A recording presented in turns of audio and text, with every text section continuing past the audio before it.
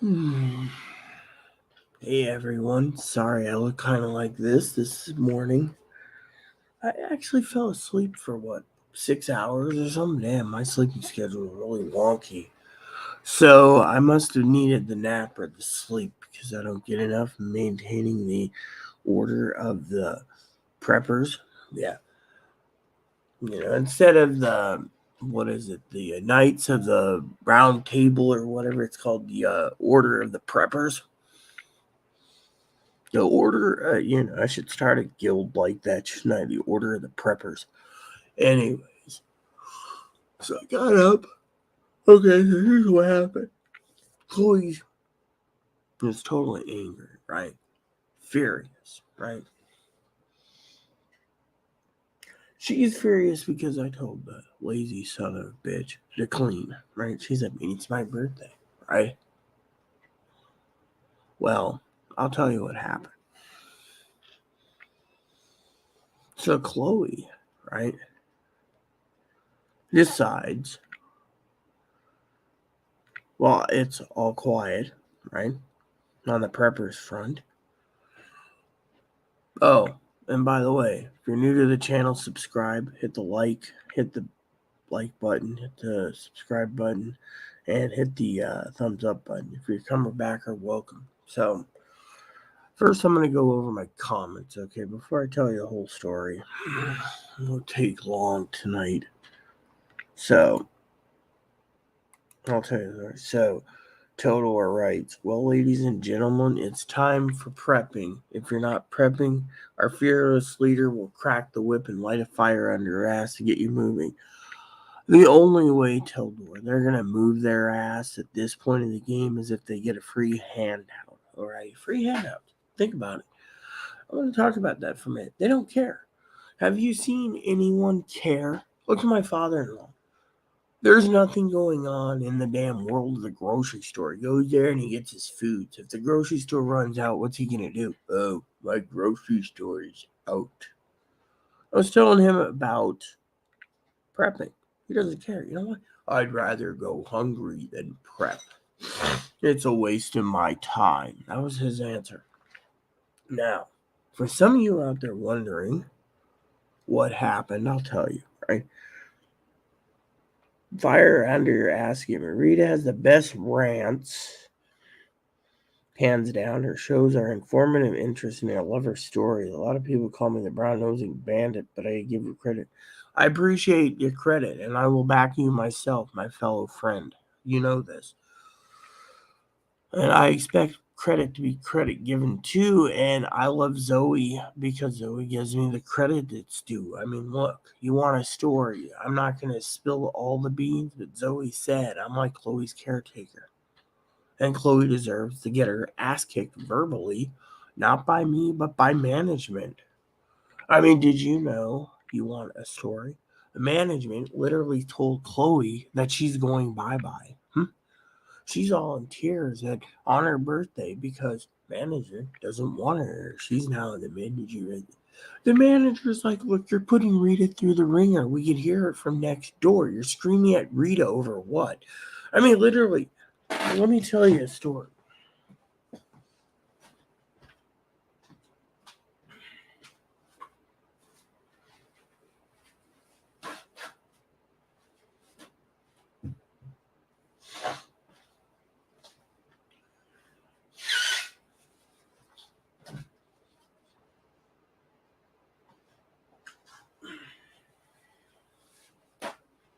I'll tell you a story.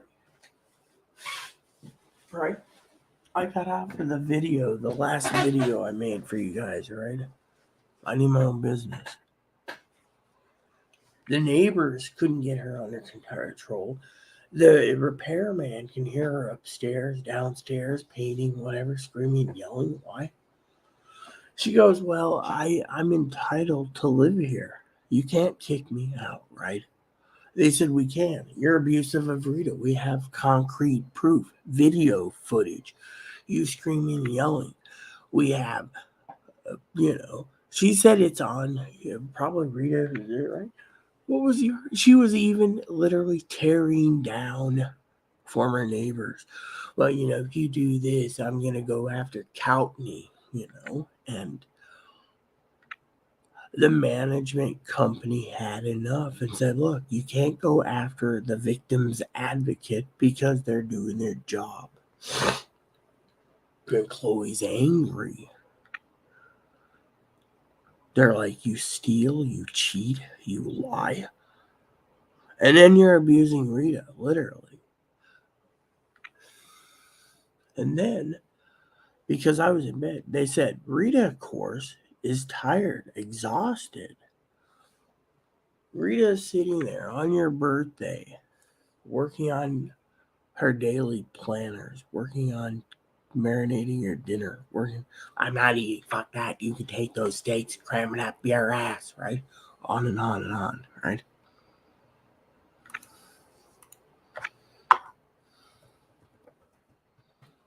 And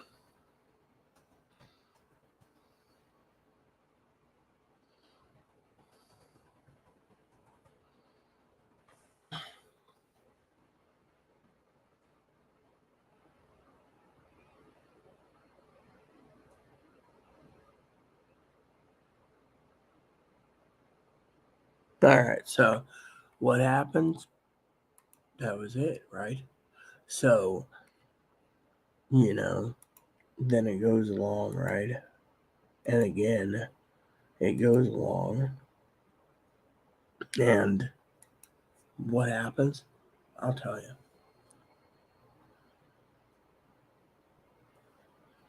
They're screaming and yelling, right? I finally said, hey, I'm trying to sleep, And the management said, what triggered this?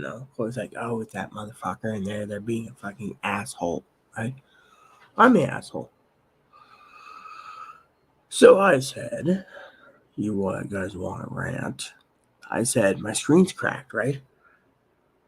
They asked what happened. I said, oh, the Peckerwoods got freaking crap in the bathroom and freaking I've got a juggle between the toilet and fucking roasting pans. It's going to be deep cleaned. And that's why, oh, well, I found that disposing of rotten food in the toilet works well. They're like, you're not supposed to use the toilet for rotten food. Well, my mom did it and it's on the farm. Then they're looking at me and I'm going, I don't want to be evicted. They said, you're not being evicted. Well, Chloe will be. I mean, is there anything? Well, the thing is, I was like, dude, look, I'm trying to sleep, right? Well, anyways, then, right? Then, I'm laying in bed and the dog goes ape, right?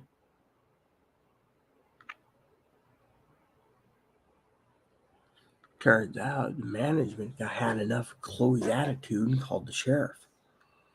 Says, oh, yes, we have concrete proof, Rita's not allowed to leave and Rita's being severely abused, blah, blah, blah, right? Four officers come to the door, right? Thinking the troubled building's this one, right? I get Chloe goes to look through the peephole, right? And wakes me up, says, sheriff's here. I don't know what they're here for. I'm like sitting there, so I get up. I open the door. I said, dude, I was having a great sleep. Nice, beautiful brunette, busty. We were in a nice hotel and, going on and on. They're looking at me like, you were sleeping? I said, yeah, I was sleeping. I said, I had an argument with Chloe about freaking this and the management, right? So they're like, oh, detective wants to get involved because, you're being held hostage. No, I'm not, man. I mean, I'm not allowed to leave my house. Is that a hostage situation?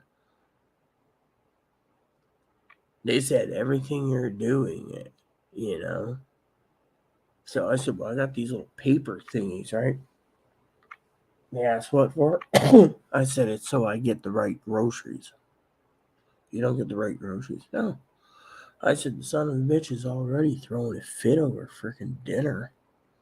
Refuses to eat. So they said, well, what was the problem? I said, why don't you go ask? Well, she's got her door barricaded, right? I said, oh, here's a picture, right? Managers. They said, oh my God, her room's a fucking fire hazard. I said I turned the heater off at the base. Just, right? So the bitch is complaining, oh, I can't sleep. It's cold. I won't wake up fast enough. You got heat here. I'm wearing a robe. It's 52 out, okay? Right? Steaks marinating, no steak potatoes, nothing. I mean, literally, they're like, you're having steak for dinner. Most of us can't afford steak for dinner. And yet, here we are, right? So, Teldor says, let's go back to this comment, right? And I'll go on my rant in a second. Well, ladies and gentlemen, the time is right for prepping. If you're not prepping, our fierce leader will crack the whip and light it fire under asking, no, it won't. You see, no one cares, Teldor. That's the thing. Let me tell you the difference. There's people out there, okay? There's mega preppers. They listen to the mega preppers. If the mega preppers say they're going to overthrow the government, you better prep for it. People listen. If they say, the mega preppers say World War III, they listen to it. Well, except for you, of course, I bet. Then the mega preppers turn around and say other crap, like, we need to worry about whatever, right? How many mega preppers out there, tell me, Teldor, comment-wise, when you get a chance, is talking about the Black Swan event, banking collapse? I've been watching it. That's the only thing I can see coming down the pipe that's going to be big. Too big. There's another thing I want to tell you guys in a minute, rant-wise. And then I told this to the officers. But anyways, we'll get to it, right? I would love to get a whip cracking, but can't, okay? Rita has the best rants, hand down. Her shows are informed, interesting, and a lover story. I love everyone in general. A lot of people call me a brown-nosing bandit, but I give credit. Well, I give you credit, too. You're the only one that basically is giving great credit, But I also want to say again, I need credit where credit's due because, as Zoe said, I'm like Chloe's caretaker. I can't do it anymore. Chloe basically turned around this evening and told every fucking police officer preppers should be arrested because they want to overthrow the government. I mean, literally, and one of my officer buddies looked at me and said, I hope Mrs. C has a nice birthday. Nice to see Rita going to make her steaks on birthday. Rita's a good shit. Well, I tried, okay. Chloe's refused, literally. And then I got woke up from a nap, Why? Because, well, I was sleeping. I mean, literally, Chloe could not believe how, she was like screaming and yelling, right? The other problem is I had to redo my YouTube video because she literally, there's, let me put it this way, okay? I don't tell you guys everything because it's not your guys' business, but when you attack my friend, you attack me. I mean, when you attack Zoe, you're pissing me off. Well, that's what happened tonight.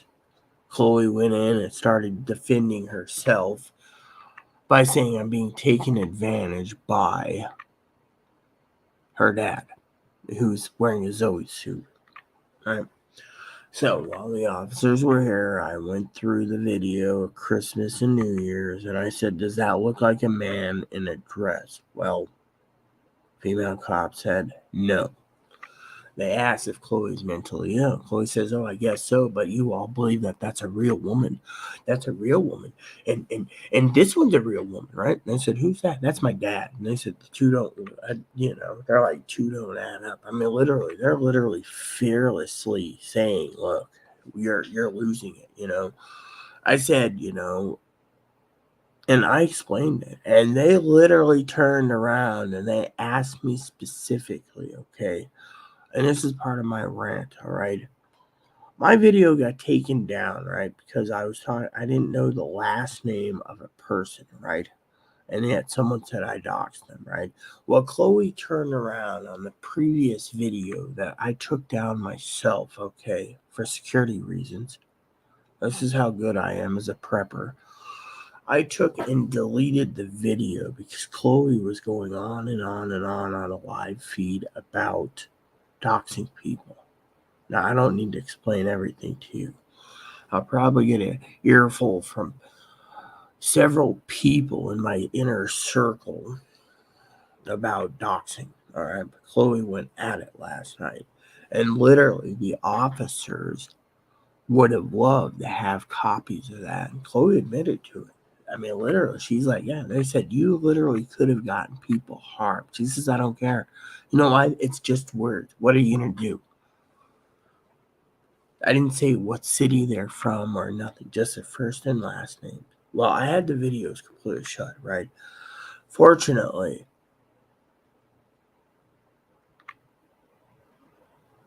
some of my friends are smart enough to protect themselves a lot better than you think. Trust me. Yet, why am I being this abused over birthday dinner? Well, there's another reason, okay? I'll tell you the story. So Chloe, right, is running back and forth right after the sheriff, screaming, yelling, apparently, at her mom for two reasons. Sheriff was here, they're accusing me of abusing Rita, yada, yada, yada. I woke up and I can hear it, right? I got up to listen for a minute because, I was like, what the hell? Chloe's like, right? Apparently, Chloe's like, oh, Rita's sleeping, son of a bitch, sleeping. I'm not gonna get my dinner tonight, bastard. And, Mom didn't want to get involved. Mom's like, look, it's your birthday. Happy birthday. And then you didn't buy me a present, Mom. I deserve a present.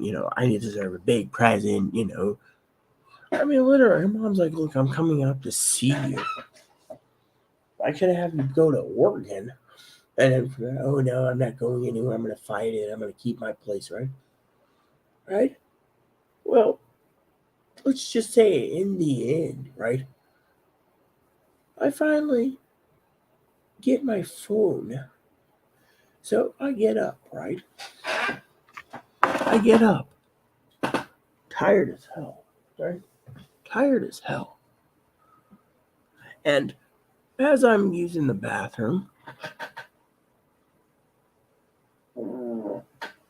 I hear, rant time, by the way.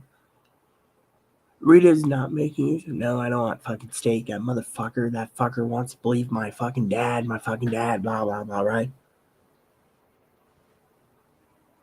Even her mom thinks Chloe's lost it. You're going after someone or saying something about someone from another city that it's my dad. It sounds like my dad in every detail.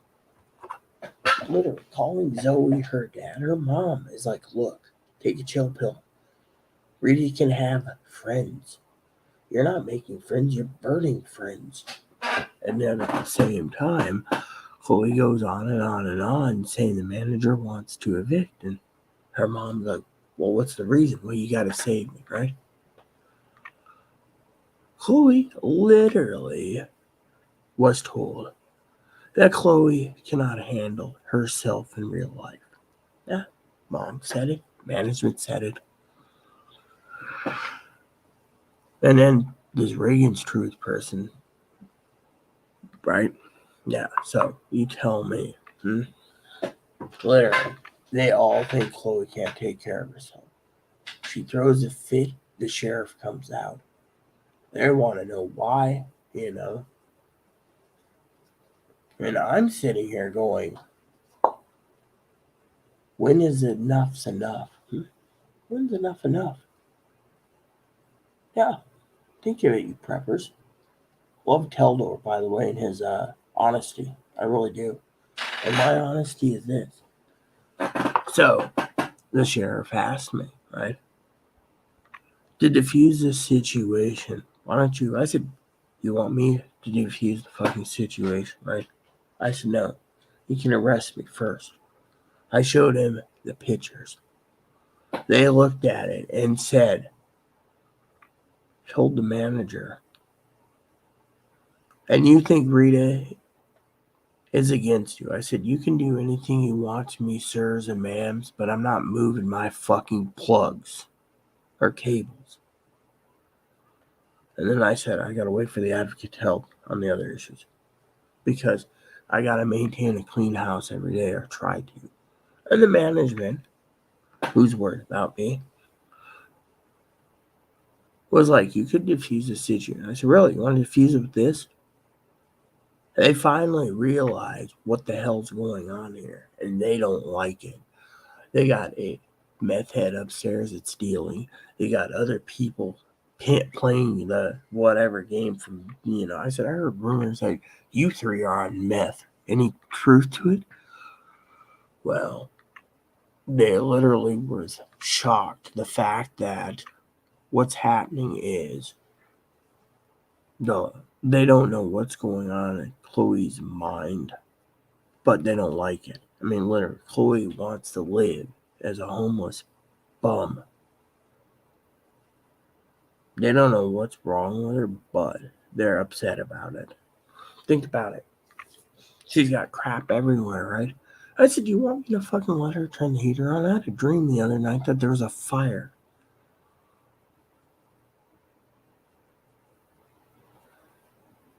And yeah, Chloe's, oh, you're paranoid, Rita, really. He might not have set off anything, but I'm not taking any chances, right? And with it being fucking whatever, I told her, you clean that fucking room up to a T and don't leave trash around. They can't believe that half the shit on my desk in her room is fucking trash. I mean, literally. And you know what the other problem is about prepping? I'm gonna tell you guys something, right? I know Teldor likes my rants, right? I'm gonna tell you something. I prep. I love prepping. Prepping is a hobby of mine. Prepping is for survival.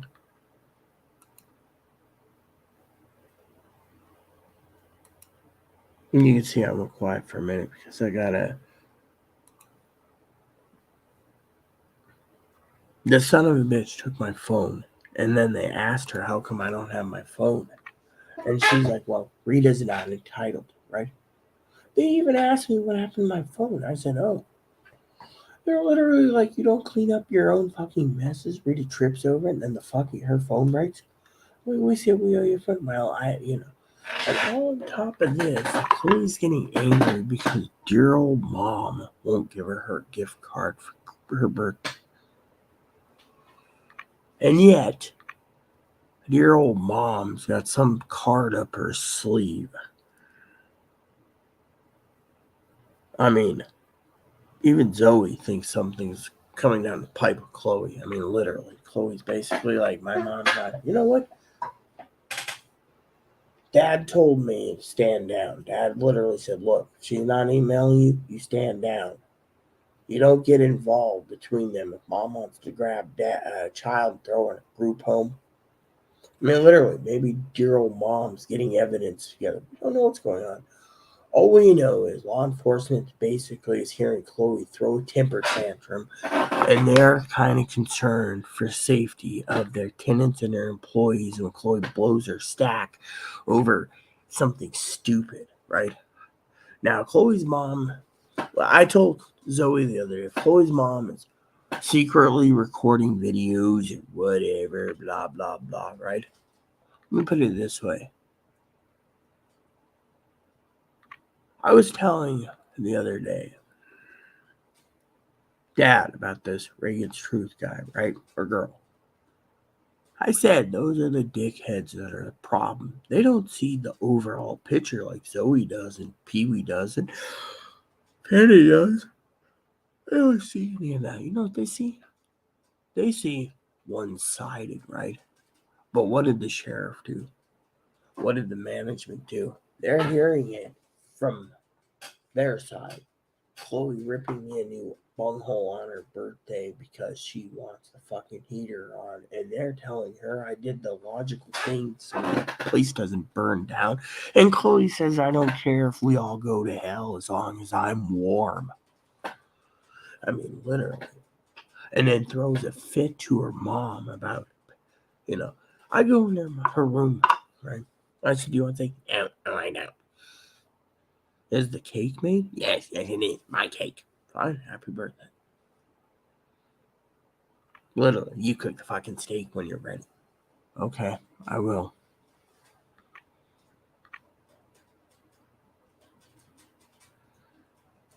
And yet,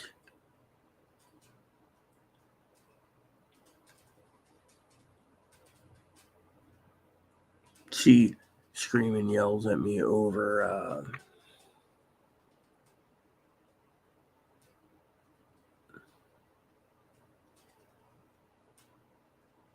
crap, right?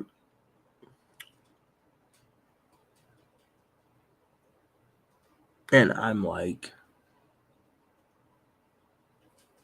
then she turns, right? And she tells people she doesn't know that prepping is the biggest, stupidest thing in the fucking world. And she's proud to eat my preps that she could eat. No more crab soup for Rita. Ha ha ha ha. And they're like asking questions like, how did I pay for my crab soup, right? Food stamps. They're literally getting her admitting that she's taking my preps, that I'm stockpiling away. I divide everything in half, as everyone knows. And literally laughing her ass off that she's eating it. And then calling every motherfucker out there a stupid prepper that nothing's going to happen. They're all afraid of the Republicans. They should be, she's afraid of the Republicans, right? But she says everyone's afraid of the Democratic leadership. And that every Republican person out there in America, and this was Chloe's own answers, should be killed. Strung up and killed is what she said to law enforcement. And they don't have it recording, but they're literally shaking their heads, going, oh my God. She says, am I under arrest? Because I know I didn't say anything illegal. You can't arrest someone for thought crimes. She's literally egging them on, right? And then she says, I can make a few phone calls and make your life a living hell.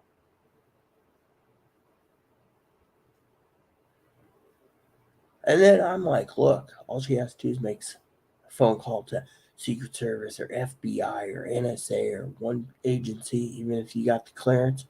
You guys are going to be basically singing songs upriver without a paddle. Literally, she's literally, I said, she already lost her track phone and she's confiscated mine. And then I said, she has no sympathy or remorse. She doesn't care as long as it revolves around her. They even asked her, Rita's doing a good service to the community. She's prepping. She's telling people how to prep. What are you doing? You're freaking screaming and yelling at her because you're going circles in a game. And then you basically don't apologize sincerely about abusing her. And then we come out because you're screaming and yelling at Rita while Rita's in bed basically trying to take a nap because Rita's tired. Rita's exhausted. Rita had a great morning and everything. Got up like 3 hours early, I think. And then all of a sudden, I was like, it's a quiet night. I'm going to take a short nap. I don't get nappy poos, right? I always make jokes and laugh and giggles with Zoe about nappy poos. And then they said, do you have any sympathy? She said, no, it's not my problem. Rita's a clumsy son of a bitch, bastard in drag who can never pass a woman like me. I'm gorgeous. And literally, they're writing whatever, right? Gorgeous. I'm sorry, but I don't think you can claim, that you're gorgeous when you're sitting there telling everyone that, And then she's like, you officers have to accept it as a woman. And going on about the laws. We're in a blue state, and I'm staying in a blue state. And if you try evicting me, I will have you all sued for trying to evict me. And I'm sitting there biting my tongue, going, oh my God. I mean, literally. Then they asked me if I heard my name on the radio, and I said no, my radio's off. I said I think I got to replace the batteries, but I'm not positive, right? Well, you know,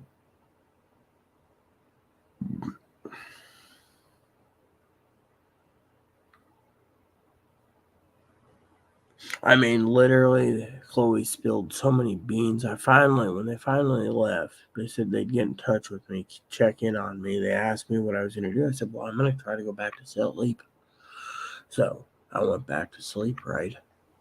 And next thing you know, I'm waking up, right? Looking at the clock going, oh crap, missed Poppy tonight, right? How am I going to explain that one? Law enforcement comes because Chloe's throwing a fit, management's hearing it while they're painting an apartment. And, I mean, literally, the guy upstairs we thought died, he just packed up and left. He wasn't going to put up with the manager and the shit anymore. He's my friend. That's the thing, he's my friend. But he was tired of the fucking shit. So rumor has it with Las Vegas.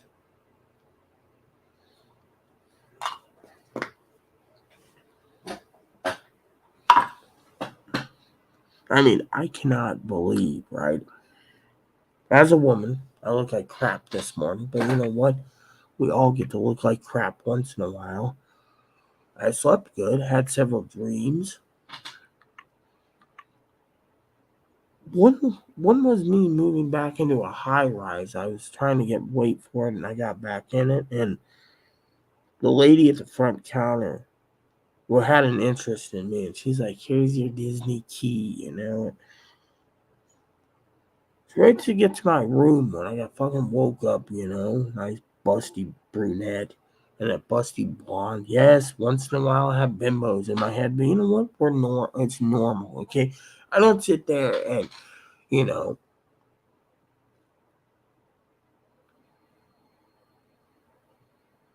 and talk about bimbos in my dream. Why? Because my dreams are my dreams, okay? Once in a while, I have a dream, okay? I don't get a dream. The other night, I had a dream of my home burning to the ground. And they said it was accidental or, couldn't be prevented. And, I got up and went to turn the heater off, right? And that was what the trigger was for the whole thing, right? The whole argument. I mean, literally, and then her basically, it's like, dude, and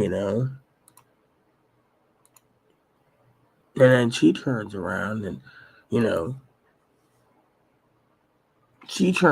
right? And, one of the things I overheard the conversation tonight, right, on the phone between her mom and her, right? I was making steaks. I was looking for her to make steaks. Boy won't touch them. She's like, fuck you, right? She's upset. She's furious. The management wants her out. The manager said, you're the fucking living in a rat hole, basically. You're the one that's basically going to cause the infection in the entire country to get fucking whatever, right? And Chloe's like, well, I'm not disabled like the government thinks I am. Well, apparently the law enforcement is saying that they're going to make a case because they can't stand someone like this, that she's admitted out. I don't have to, right? They literally asked her outright, what do you do when you run out of food for a month? Because you're freaking, you know what they said? We have people watching through the community out for Rita. And every time you turn around, you're going to the fucking hot bar. I mean, you heard it on video before I had to reset it. She even told the officer she's going to go to the hot bar in the morning. Fuck Rita. We can eat those steaks. Fuck that. I'm having a hot bar, right? They're literally building something against Chloe. And Chloe's always like,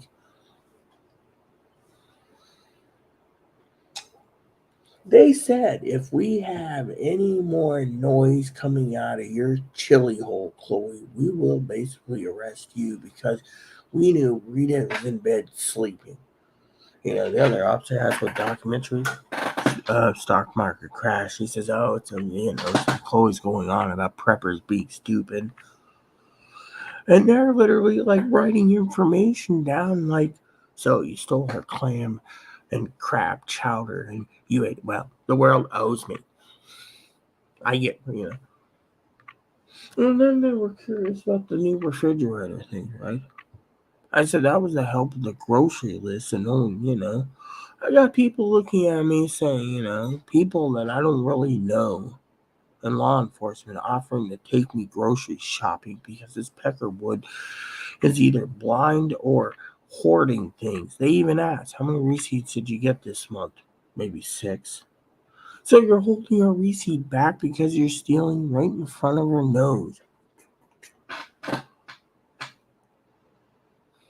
Or like, we know that when you leave the grocery store, you're gobbling up a candy bar and throwing the wrapper in the damn trash can. There's cameras around town that keep an eye on everything for trouble. And yet you're like,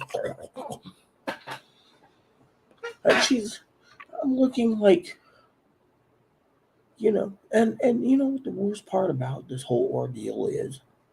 You're sitting there going, "And why are you here tonight?"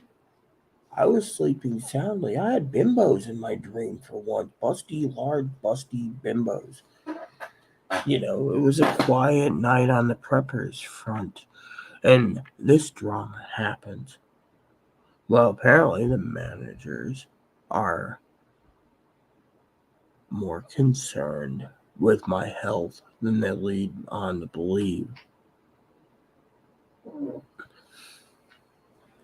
They got cameras in the parking lot. They don't see me go out but once every 4 to 6 weeks to get the mail. And yet,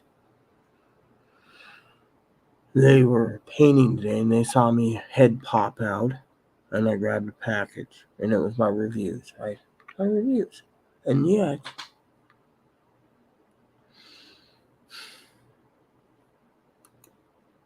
lunch, a pot pie. Oh, not to mention, my pot pie is gone. Chloe took my pot pies, claiming it was a payment for picking up groceries that I paid for. Again,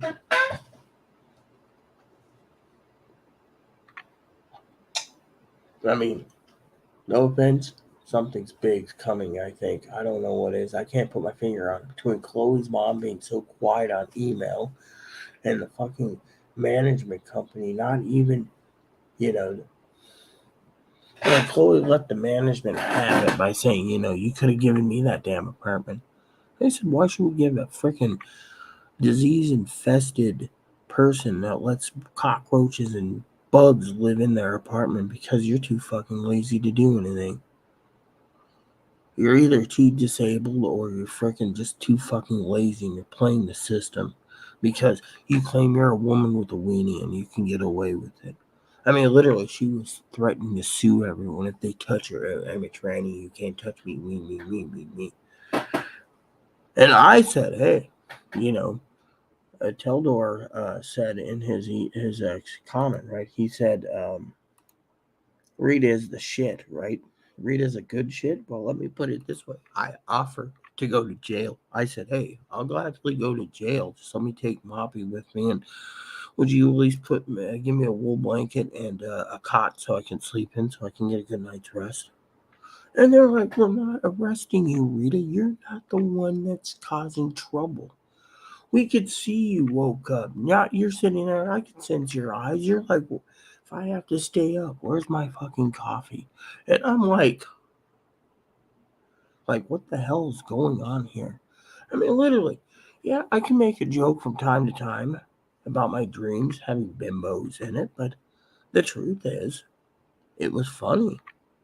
And Chloe's like, "Go to sleep, go to fucking sleep, go to fucking sleep, go to fucking sleep," right? And then throwing a shit fit over um, and then on top of all this, right, they're turning about Mama Pee-wee, or no, Mama Fanny, even. Oh, yes. Let me say something about that. To mom, of course.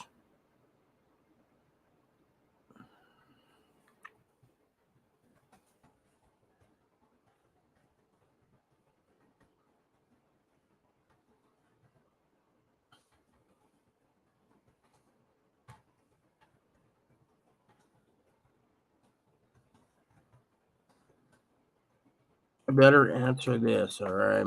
So, Mama Fanny hasn't said anything. She's a prepper. Okay, I love Mama Fanny dearly. Mama Fanny emailed me. He emailed me something that was interesting, right? I considered it, great.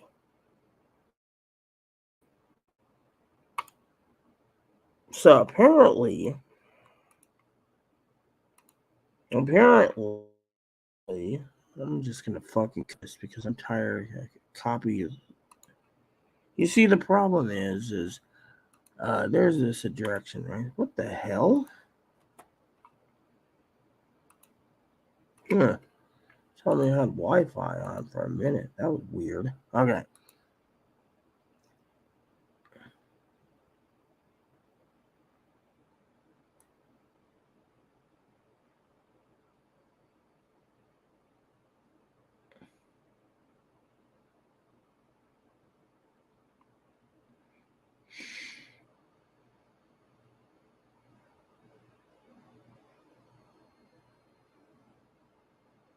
So apparently, right, there's the Declaration of North America, right? So basically, Higgins sent me an email on this. Mama Fanny sent me something too, so I better address it. I read the PDF that Higgins sent me, and there's people talking about him trying to fuse North America together with Mexico and Canada, right? Well, Canada's under the imperial province of England, so they're not going to give up their land. So it's like they're trying to make a North American Union, right? They could do a North and South American Union. It wouldn't matter, because dictators in South, like in Venezuela, won't do it anyways. So a lot of preppers are like, we better prep because they're coming for us because of this DNR, right? It doesn't say anything about forming a full three-country continent. It doesn't say anything about Canada, Mexico, and the United States being under one person. It's just saying it's like a treaty type thing, like allies type thing. But there's a lot of people out there that are worried that this is, going to trigger more prepping. Well, let them. That might burn their ass, but I don't see it anytime soon. I mean, you don't see Asia putting together the Asian countries under China, and they're all their own little sovereign states, countries, anyways, or states. No, I mean, out here, I heard Chloe keeps spewing that Republicans are going to make us have passports to go to a red state. Well, I don't know what to tell you, right? So, to me, I mean, literally. Oh, and apparently law enforcement did not like her take on politics. Yeah. So, to me, I just wanted to go back to bed because, frankly, and then after all of this, Chloe screaming and yelling, saying management wants her gone. And what's funny? Her mom didn't email me to ask the entire justice of what's going on. Her mom just is basically ignoring me. So, my opinion, there's something coming down the pipe. But I wish, I mean, literally, and they're triggered by I'm a cheap bastard and drag. Like every other tranny out there is a bastard and drag because apparently um, I have the heater off because I had a bad dream. And my dreams don't mean shit, But they even asked Chloe if she had any remorse not picking up the pots and pans in the bathroom where I tripped over and my phone fell on the handle, cracked the screen. She said, no, it's Rita's fucking problem, not mine.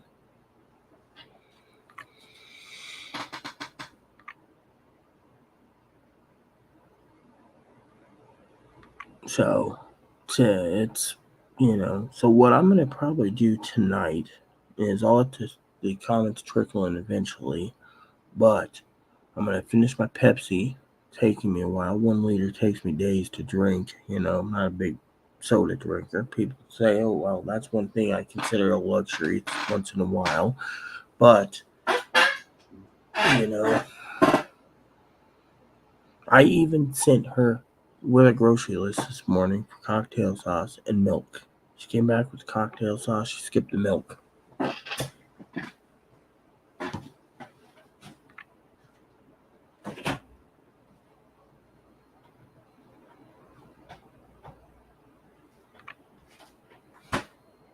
Oh, and they also noticed that Chloe was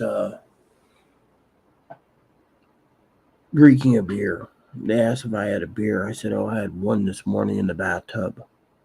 I said, one? I said, yeah, I'm not drinking much anymore.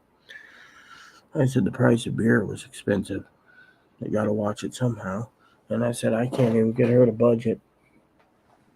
And literally, they even was asking me, this was the nicest thing today I've ever heard of. They said, which I gotta go check and see if we got the check mark for the cocktail sauce off. I didn't do spreadsheets today, by the way. I should have. I could have got almost all of them done today, but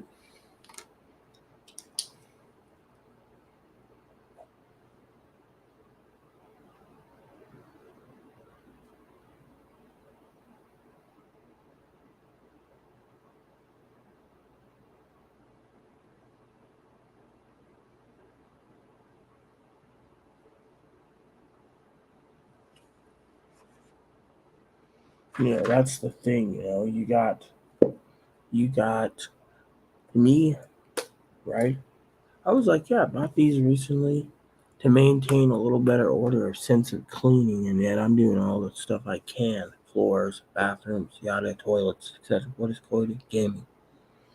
They said, what is that all you do? Chloe said, oh, that's the only thing I should do. I'm entitled. And they said, are you entitled to take people's food? Chloe says, if I have to survive, fuck everyone else. It's mine. I mean, literally, Chloe was fucking being mean. Going on and on and on, saying that, they should investigate their dad who's deceiving others.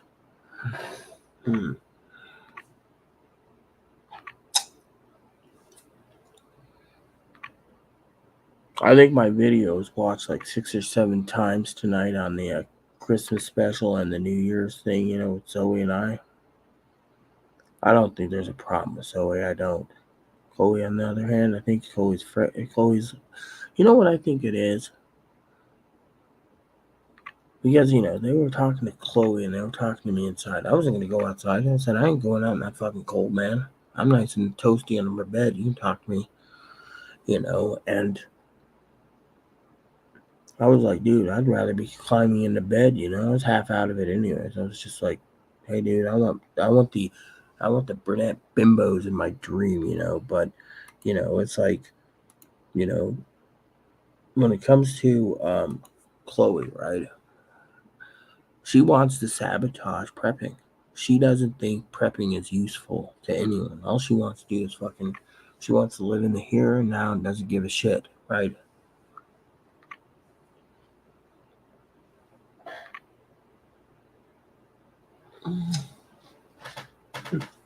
I saw him earlier. He was eating. Now he's sleeping. So he got up, He looked at me. Hi, how you doing?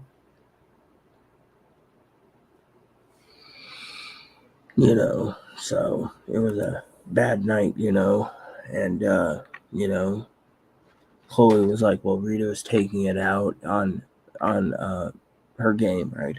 I said, no, I turned off the game, sir, so I didn't get frustrated. Whereas one of the officers played the game in the past and the current version. We were talking about where I'm stuck. I said, I'm stuck on floor 40. He said, oh, you got the 40 git glitch where you can't get the freaking stone? That's a bitch. I said, yeah. One guy spent 180 hours plus on Steam trying to get it. Yeah. Mm-hmm. And yet, it was pretty funny, you know? Whereas Chloe, she's trying to complete a dungeon and then eat, and then complete a dungeon and then eat, and then, you know, and drinking beer and getting drunk and being violently vulgar. And they even said, who bought the beer? I said, I did. It's her birthday. I went out of my way. So when Teldor says I'm a good shit, yeah, I am.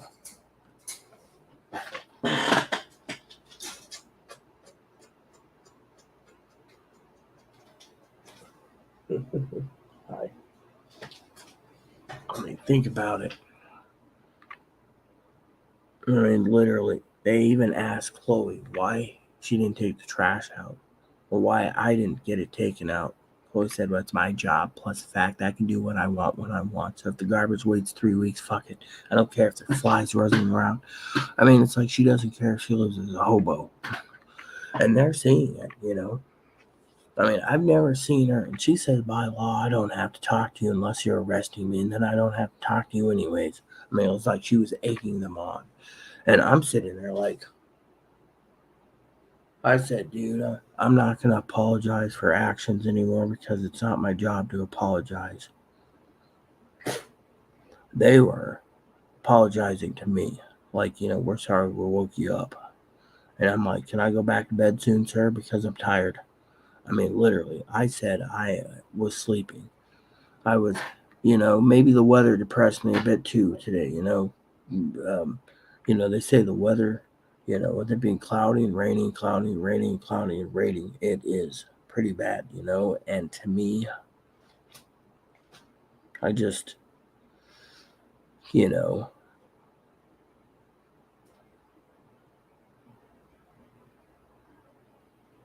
I was not happy being woke up, you know, but, you know, it was all over the heater. Yeah, and that's the thing that they thought was the responsible thing was to turn it off at the power so nothing happens, right? Yeah. And Chloe screaming and yelling. And then screaming and yelling because she didn't get a birthday present from her mom.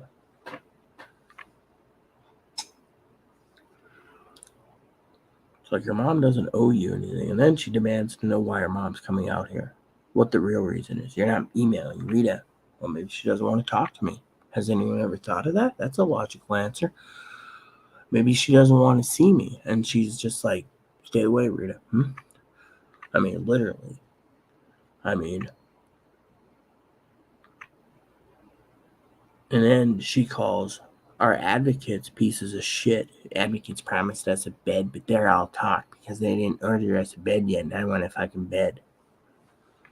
And I'm like, well, if you clean that fucking rat hole mess up of yours, you'd have a bed, but you don't even fucking want to fucking lift a finger. All you want to do is, you know.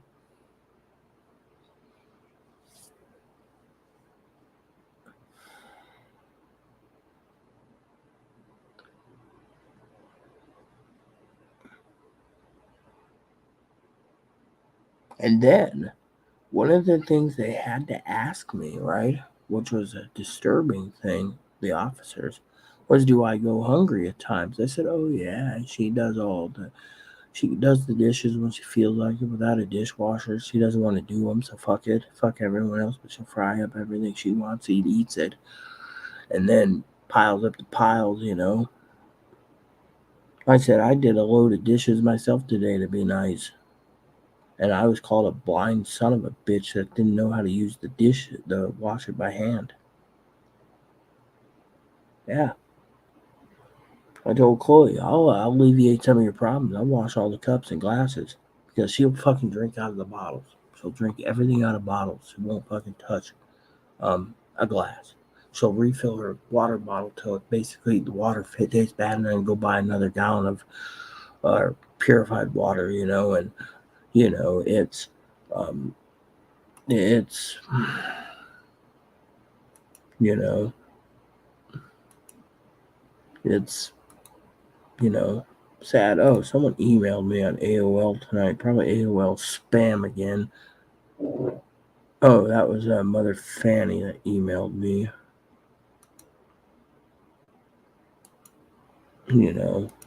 So that was the AOL message that came in. I didn't get any from Yahoo. So, anyways, I just wanted, to talk about that. I mean, they literally were making notice that Chloe is revolving everything around her. It's my birthday, and it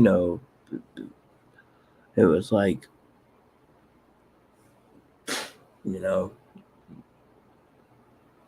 I mean, they even had to ask me about, we hear rumors that you get a I think my therapist is talking, but about showering like every 10 or 12, 14 days. I said, yeah, I shower. I prep when I want. I'm a prepper, so I do the prepping thing.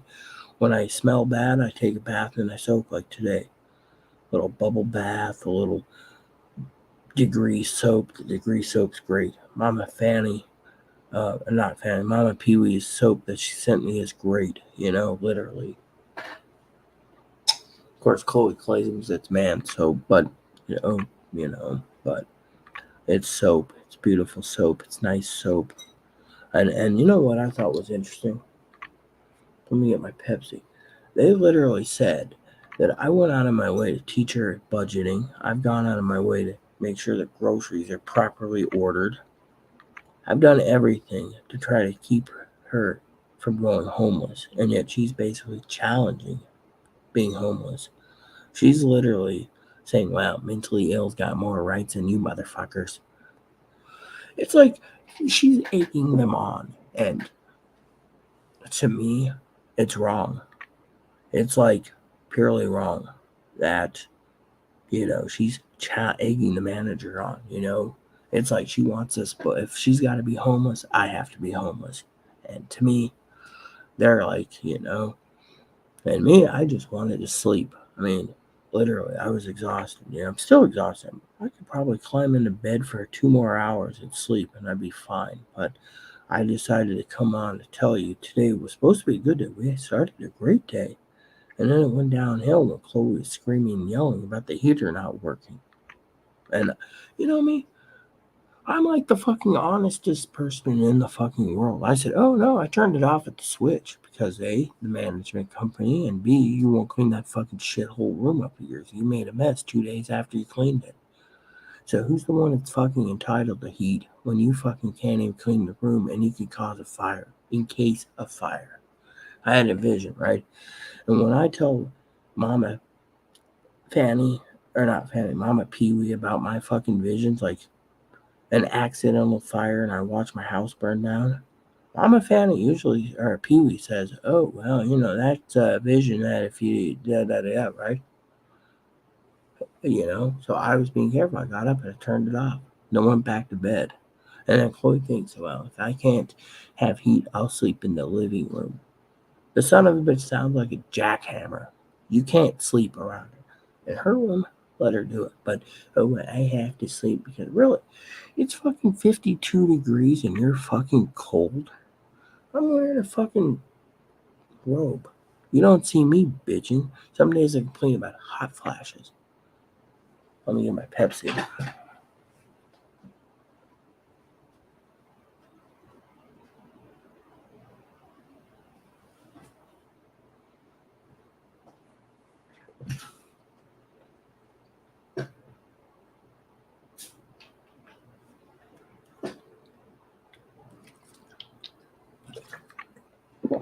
I've drank 8 glasses of water today, by the way. And it's been logged. And drank 8 cups of coffee. Usually I drink the whole pot, but today I didn't, Wasn't in the mood, I have to conserve on milk, because I keep telling them, you know. And then they, what's really bad is they're screaming and yelling about how they are entitled to a gift card so they can buy towels, right? And they were talking to others, and they're like, "What? You spend your money at the hot bar, but you can't allocate money for towels." And yet I said to one law enforcement, "Son of a bitch made my towels go missing that Mama Pee Wee gave me. She can't make a teapot go missing or teacups, but she can make a fucking stack of towels go missing." I said, "We got one towel in the bathroom. Where the fuck's the rest of my towels?" Then they asked her why she won't clean up the fucking clothes mess. She calls me a lazy peckerwood. If she would fucking say, "This looks good on you," and I'd be like, "No, put it in a recycling bag. This good looking." She wants me to go through 50 bags of clothes that she's got stacked up in the hallways because she's too fucking lazy to do it because she wants to fucking jack off and play her game. They're like, you made concessions. They don't want to budge. They think it's too much work. Yeah. And yet, you know,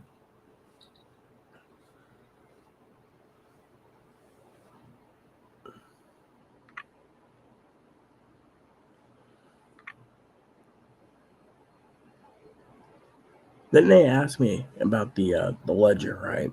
And why they owed me so much. I said, because every time they steal my fucking food. They said they're not stealing just from the fucking me, they're stealing from the taxpayers.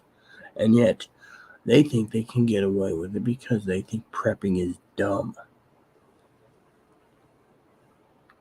I still get it. And you know what they're really pissed about? I'll tell you what they're pissed about. I got tomato soup, mushroom soup, anything that doesn't that requires milk or cream, powdered milks. They think it's dumb. You know why? Because they can't fucking touch it. They won't touch it. They won't touch tomato soup. I mean, literally. And then they're complaining they need to see a doctor because they're too fucking gassy.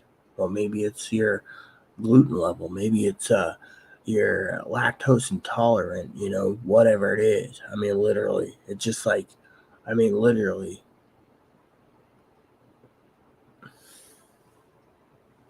I mean, you don't just sit there and play a game in your bedroom. This is my boundary level, right? Where when I'm in here, my boundaries. I even offered. I said I had offered to put a refrigerator in. Management doesn't want a refrigerator in the room because it's got to have something on the bottom so it doesn't leak. And then they don't want a microwave in there either. And so, I've done my part by offering concessions, and yet Chloe says, "Well, I got the place cleaned, and I didn't get my gift from Rita." They said, "How much did you clean?" She said, "Oh, about 5%. So you're entitled to a new hard drive for cleaning 5% your room. And you basically barely got it cleaned so you can fucking pass. What Rita is everything. My office is clean. I just got to tidy it up. But the rest of the house could be done in 2 hours. But Chloe can't waste the time. And today I helped out in the kitchen. I cleaned the stovetop and I cleaned the dishes that I could. All she because it was her birthday. But I'm a good shit. Yeah, I am. I mean, someone told me the other day, right? Ranting, of course. I have the patience of a saint. Yeah, I was teaching someone computer lessons. They got a new computer and they're an older person, but they don't know what they're doing. So I told them how to handle things. I even guided them on Discord. And it was great because I know what I'm doing.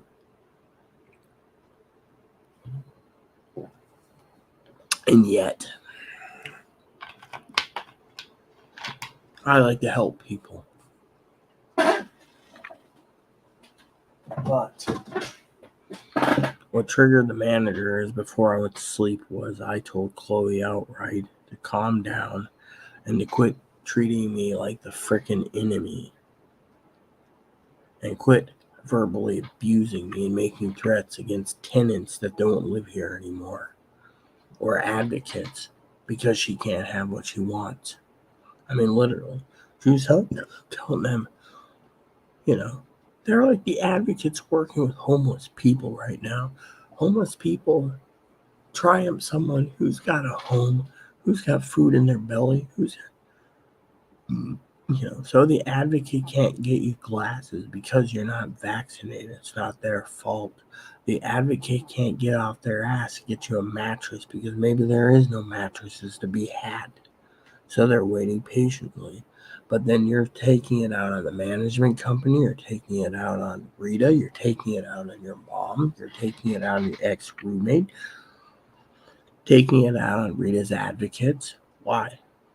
Because you don't like what you're claiming your life is full of shit. So you're basically sabotaging people.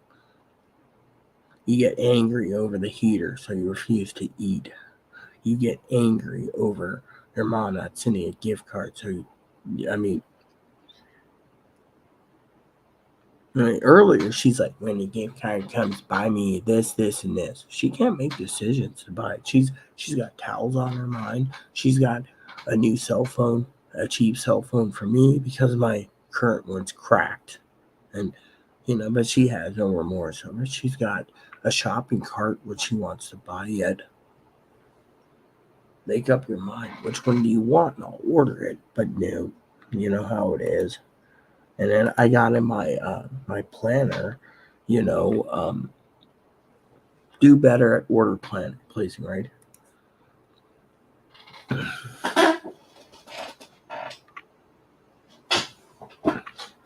And yet she tells them she's going to the hot bar in the morning. Me and Zoe were making jokes about hot bars all like last week. So, with me, of course, if I'm hungry, I'll snack on some celery and some chips. And yeah, it's just interesting, Food banks doing what they can,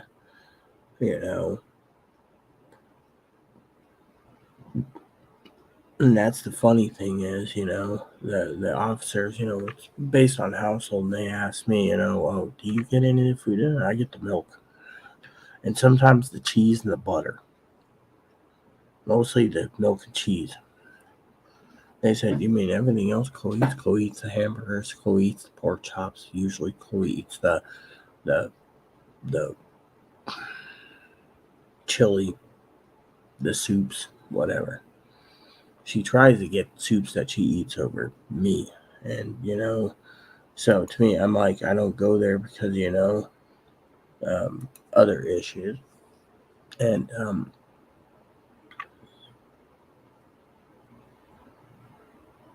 they're starting to think, besides borderline, it might be narcissistic. But me, I'm just like, one day at a time, man. I just want to go back to bed, and it's pretty bad, And I'm not ranting. I'm just saying, it's just been a fucking weird night, man. I mean, literally. And a lot of people ask me, besides it being a preppy channel, they actually ask me, and this is one of the things that I try to talk about is diversifying my channel. So I'm not just talking about prepping, and news and, you know, like recently I saw in the news, Ukraine's gonna get battle tanks from Europe. United States, and then, they got that Mayorkas impeachment for apparently the border thing. They want to impeach him because of but the Senate's gonna not find. The Senate's controlled by the Senate's gonna find it. He'll still have his job because the Senate is, and yet you have to look at all the news, and so I mean, I'm just checking Ukraine right now, So, Interior Ministers died. 16 people in a helicopter crash. Okay, so there's a helicopter crash. 9,000 civilians killed. That's the death toll so far. Russia bans more European officials in retaliation with sanctions.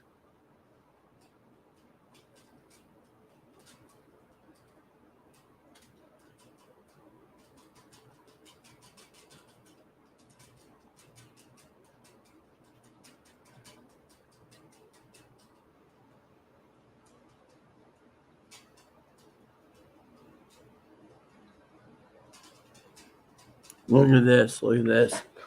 Biden is teasing additional Ukrainian aid could be given, right?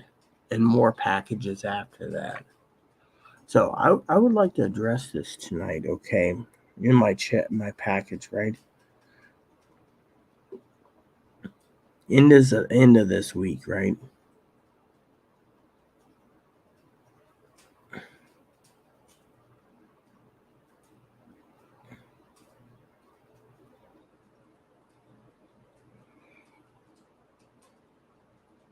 So basically, it wasn't about knocking out power or water. It was about killing innocent civilians while they were at home, is what this general says, right? So Netherlands are now going to send Patriot missile systems. So yeah, let me just tell you that, right? This here about the administration, 8 hours ago to send more money. Well, let's talk about this for a second, okay? I'm going to say something that I don't usually say to you, the followers, okay? Now, I know Keldor says, oh, I got my shit together. Let me tell you what's going on in the war of Ukraine, okay? The war in Ukraine, the Republicans have control of the purse strings, but if Biden basically pulls this off, we're going to be the laughing stock of the world. Why? Because we're trying to fight and protect democracy, right? But all Putin has to do tactically, my channel probably be flagged for this as usual, misinformation, but it's my opinion. So my opinion isn't misinformation. But in my opinion, compared to Russian-Ukraine war and misinformation is this. You got the Republicans digging in saying we're not raising the debt ceiling. If you can't raise the debt ceiling, you can't give money to Ukraine. They know this. And yet, Biden's touting he's going to do it. He's going to find a way to send more aid to Ukraine because it's the right thing to do. But did anyone ask me, Fanny, Pee Wee, Higgins, Teldor? I'll even throw Chloe in there. Chloe, Zoe, if they want their taxes to be put on the burden of their grandchildren, great grandchildren, great grandnieces and nephews for the life to pay for a war that's not theirs. We already spent what $7 trillion, 20 years in Afghanistan and pulled out because we had to under Trump supposedly, and they're blaming Biden for it. I'm sorry, but both parties are a bunch of whackheads. They're literally turning around and telling the taxpayers that you have to fucking fund a war that's not ours. We're giving them our arsenal. Has anyone realized that if World War III happened, we would be converting every factory in America to make bombs, missiles, tanks, Humvees, MRAPs, airplanes, submarines, bombers, frigates, carriers, uh, destroyers, minesweepers? No one talks about it. It'd be like World War II again. Everyone would be fucking making for the war effort. Why? Because we're not the financial superpower we were once. And yet Putin knows this. Putin can sit back and say, oh, all we have to do is wait for the Republicans, right? The Republicans not to raise the debt ceiling and the U.S. credit goes. Then the government's got to think, oh, do we cut Social Security or do we build another aircraft carrier? Oh, we'll build the aircraft carrier. Fuck the Social Security recipients. We'll find a way to cut Higgins' SSI check down $400 to buy that aircraft carrier because the aircraft carrier has more purpose than Higgins living in a house for $400 a month. Oh, while they're at it, they'll try to find a way to cut corners for the fucking food stamps. Why? Because they can. You see the point I'm making here? Point is, the government's basically playing a tit for tat. I mean, literally. You see, if they decide, right? Here's the real truth of the hidden inside all of this, right? I'll tell you what the truth is, okay? I'm not fucking stupid. You sit there and a lot of people say, oh, Rita's got a conspiracy theory going. You know what the truth is? Truth goes like this. They're fucking sitting there. Look at Ukraine while they do something over here. You know what they're doing over here? They're trying to force the banks to collapse worldwide, right? And Putin knows this. You think Putin ain't part of the world at the table? He knows what's happening. He's just sitting here waiting his time because guess what?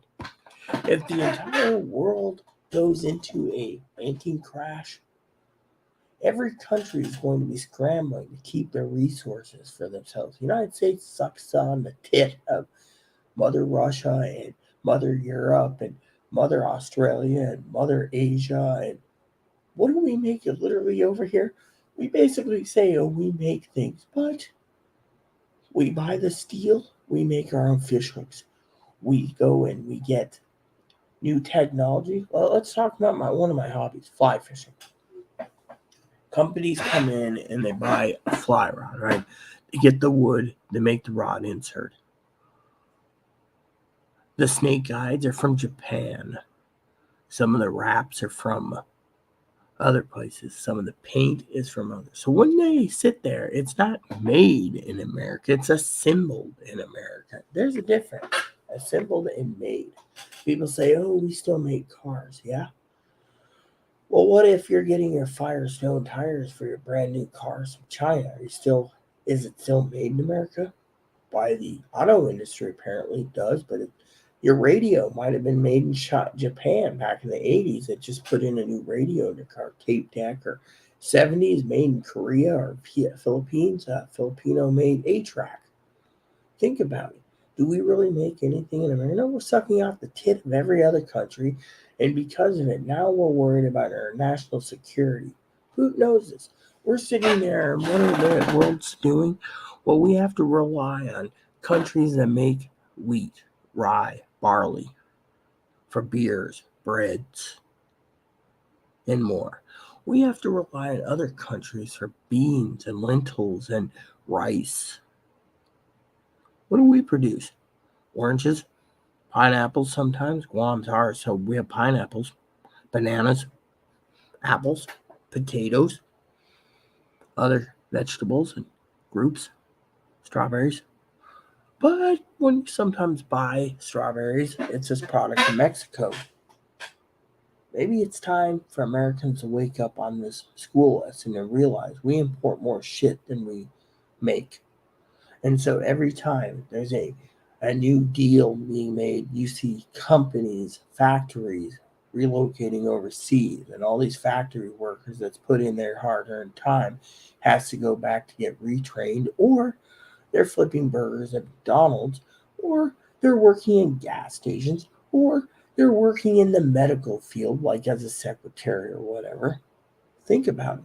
If you look at the job placements of people after they get displaced from putting in their hard time and hard labor into companies, look what's happening. And then the government says, oh, we're going to take the taxpayers' money and then give it to Ukraine again.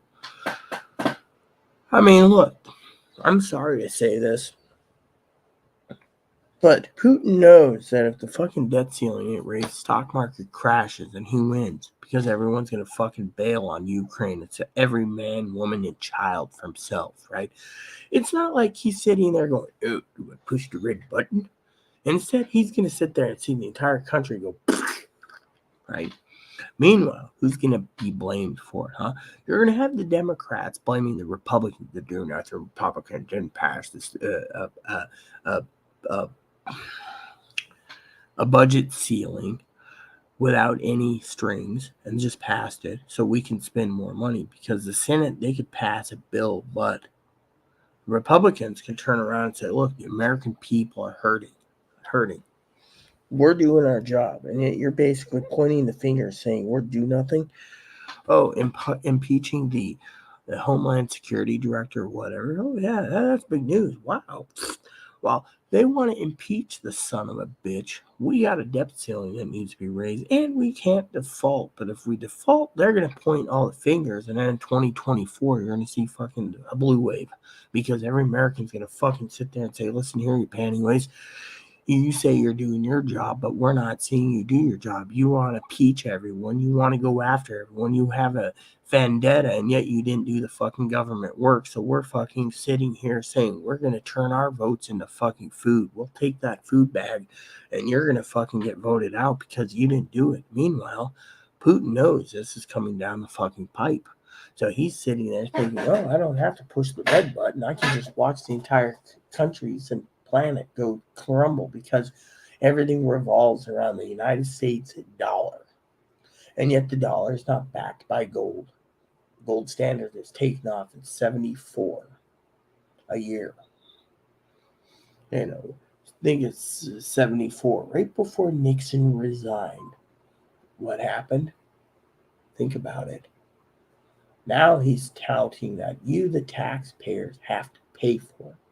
So we're not only going to be paying for a war that's not ours, but we're trying to protect democracy when they claim it's the security of the region for national security. Let me just tell you the bullshit story about national security. Do you know what national security they're really protecting? They're protecting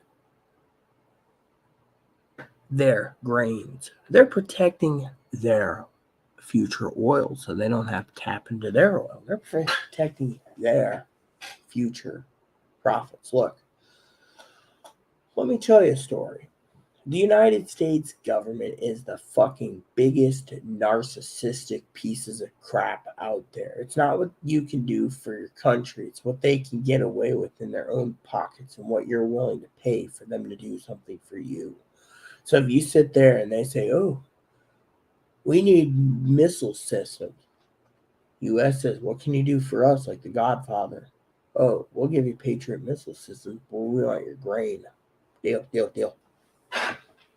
Because they know if the grain goes away, we go hungry. And no one is fucking stupider than that. That's why your food prices are high. That's why there's a food shortage. How do we know the United States government is basically trying to force a long-stand pandemic? We've lost between 198 and 202 million. 2 million marginal error in my calculations of chickens, laying chickens.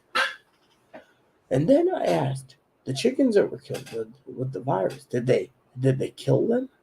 Can we get that virus while we eat the chicken that they killed 200 million, or they burn the bodies? No one tells us these things.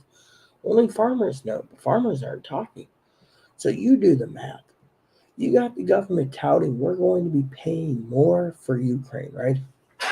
Not to mention, and I'd like to make this to be very crystal clear here for you all, that we're also paying for these cheap son of a bitches to sit there and tell us. See, people ask me, what am I, Republican or Democrat? Well, I don't believe in any party, but my voting affiliation's with the GOP, okay? And I have my own reasons. And one reason is pork barrel spending. Think about it. Each party has pork barrel spending, but at least the Republicans are sitting there saying, look, the taxpayers shouldn't be paying for fucking a war that's not ours. And yet, we're giving Patriot missiles. We're depleting our arsenal. And they're sitting there going, I was talking to my sister the other night, and Poppy.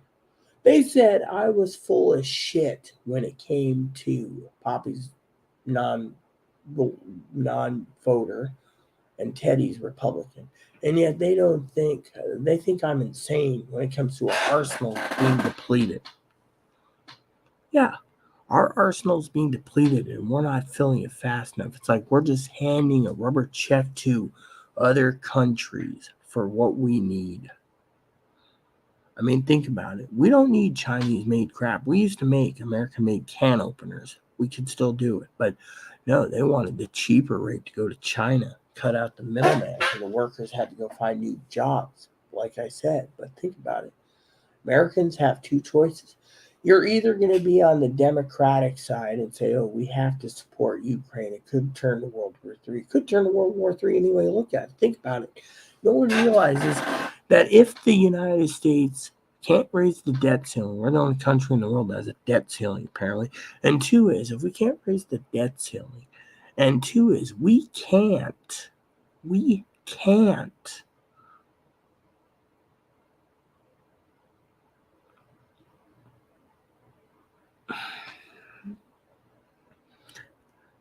the debt ceiling, the stock market crashes. The whole world's going to point it to the Republicans and Democrats because the Democrats didn't give concessions and the Republicans didn't give two shits. So they're going to be at loggerheads, and everyone else is going to look to find some other country that can step up to be the new reserve currency to back up our gold and our dollars. U.S. won't. They took us off the gold standard. And now, think about it. Think about it. I want you to really think about that. Let it set in for a minute. Because if that happens, no one's going to trust America. No one does anymore anyways. Think about it. You got people talking about dictatorships. You got people talking about autocracies. You got people talking about everything else. But they're saying, look at the birdie over here. Well, we spend your taxpayers in Ukraine for whatever reason. But the Republicans turn around and say, look, if we don't raise the debt ceiling, we don't have to pay Ukraine. We can take the fallout. Under the Obama administration, we lost our credit rating from a while from AAA and went to AA. We were fine. If that's the price that we can pay, and Americans forgot that, we will take the backlash to tell the taxpayers that unless they get the budget in order, we can't afford to send freely to Ukraine on the backs of our future generations of children. Too, they're making a statement. They're making a statement too. A lot of these people in red states and blue states, remember what I said? The whites are so worried about their race that they're basically saying it's time to ban abortion so their race can be the dominant one. But by 2042 to 2050, it'll be Hispanics, Latinos, and African Americans. I don't care. Thing is, maybe the fucking whites need to step down for a while because they're fucking stupid. They're fucking playing fire with people's lives. The stock market crashes, they'll blame the Democrats. The Democrats wouldn't cut Medicare, Medicaid, and Social Security. The Democrats wouldn't cut free sex changes, so we had to do it. They'll come up with some excuse, and you know what? Most of the fucking Republicans will back them because they say, hey, you know what? The truth's in the pudding. But think about it. We have to cut out free cell phones and internet plans. Government's talking about in the next 5 years giving everyone in America at least 500 megabits per second speed that qualifies for free internet. 500 megabits, that's half a gig, or about 512. When I started with internet, it was 36.6 and 56K modem.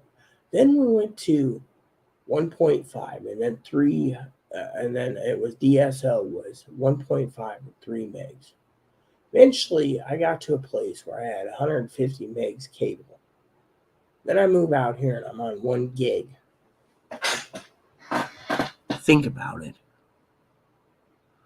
Technology is changing, but they're basically trying to make it so the internet companies can cater faster internet for people that are poor, that's entitled because they're being left behind. Well, let's think about it. Poor person has a basic Chromebook. Poor person needs 512 megabits per second to do what? Listen to music, watch YouTube, place orders. Hell, you can do that under 100 megs and be fine. You can do it under 30 megs, but no, that's not enough good speed for our citizens. We need the best. And it's coming out of the taxpayers. And yet, the Republicans turn around and they got the numbers. All right, I was talking to someone about this the other day. The numbers at 78% of post-operative transsexuals, male to female to male, commit suicide. Think about it. Your tax dollars paid for them to go through a full sex change, and then they go kill themselves because they didn't have the right orgasms, or they made the wrong mistake and got rid of their female plumbing or male plumbing. Do you want your in the next 10 years about $10 trillion going out to pay for inverted penis and external made vaggies, fallows? No, think about it. You're paying for it. So should you be paying for sex changes? No. Should you be paying, and I'm saying this in overall, okay, and then I'll get to my point on my prepping rant, okay? Should you be paying for free cell phones for people? Yeah, maybe elderly who only need it for doctor's appointments and they use it sparingly. Do you need to give everyone on a phone plan data and text and unlimited minutes? No. I may use like less than 1,000 minutes a month, maybe 1,500 if I'm lucky, if I'm glued to Chloe. She's always on the phone, right? And yet, there's plans out there. If you're at home, you can buy yourself a $30 phone. This is economics, people. You can program it with Wi-Fi and then use it as a Google Voice phone for free. Call anyone you want on your Google Voice phone as long as your Wi-Fi is up for free. You don't need UMA. You don't need any of these VOPs. You don't need Magic Jack where you plug it in yours. You need Google Voice. Free unlimited calls. And yet people are realizing Google Voice. Oh, Google infrastructure, they'll know who you're calling. Fine, if they want to record who I'm talking to Higgins, I'm talking to Poppy. And Chloe calls me back and forth for groceries. That's it. What am I doing wrong? Free phone. And yet, there's people out there that say, oh, I need a $1,500 phone. It's the land of milk and honey. The land of milk and honey is gone. Think of Teldor. He literally said it last night or yesterday. The land of milk and honey, blah, blah, blah. Well, a lot of you shitbirds are saying it's fine. It's the land of milk and honey, blah, blah, blah. Well, the party is over. You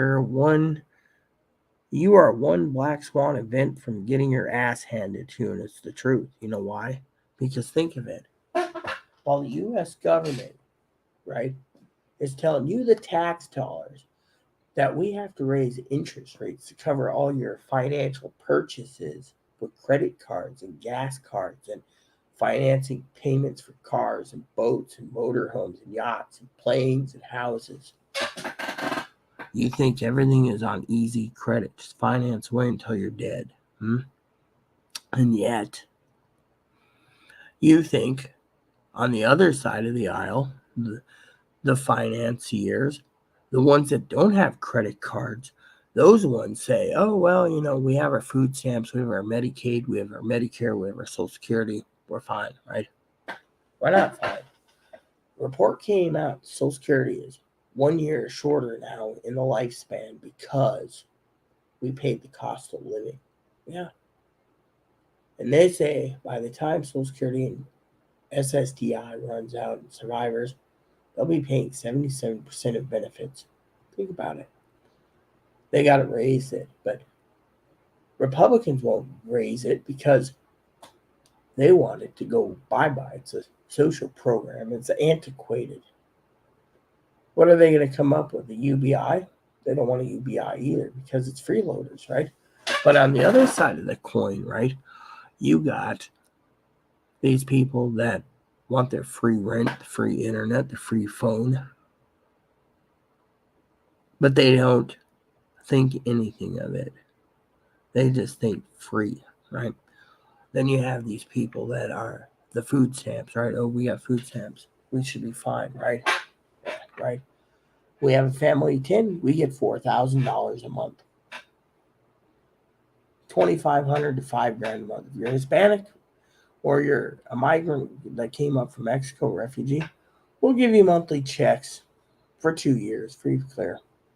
Who's paying for them? You, the taxpayers. Why? because this is why they claim it's the land of milk and honey, right? They don't think the United States will fail. I'll tell you the mindset of these fucking freeloading son of a bitch moochers. No offense to Teldor if he's watching this tonight. Because I think Teldor is laughing his ass off. You know what, Telly? I might just crack open a beer anyways because I'm on a rant now. You see, the American people are fucking stupid. The Democrats think we're too big to fail, so the Republicans will budge. Republicans say enough's enough. We got corruption coming out our assholes, and yet everyone around us says it's the land of milk and honey. Finance, finance, finance.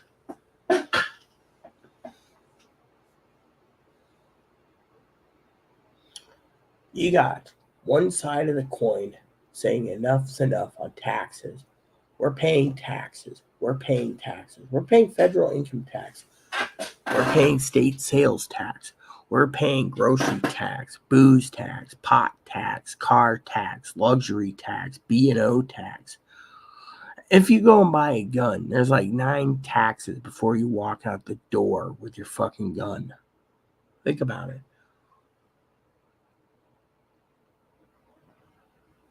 Why are they trying to stop people from buying guns by putting registrations and you need a license to own it and a license to carry it and a license to this, and the NRA says no, you can't do it. The Second Amendment can't be infringed. They're doing it because they know the fucking stock market's going to crash and then everyone's going to be fucking out for themselves. That's the thing. Thing is look at Russia. Russia is sitting there going, ooh, look at this. We can do this. We can do that. Let's go clean my pint glass. You see, the point being is the American people. Yep, she cleaned it.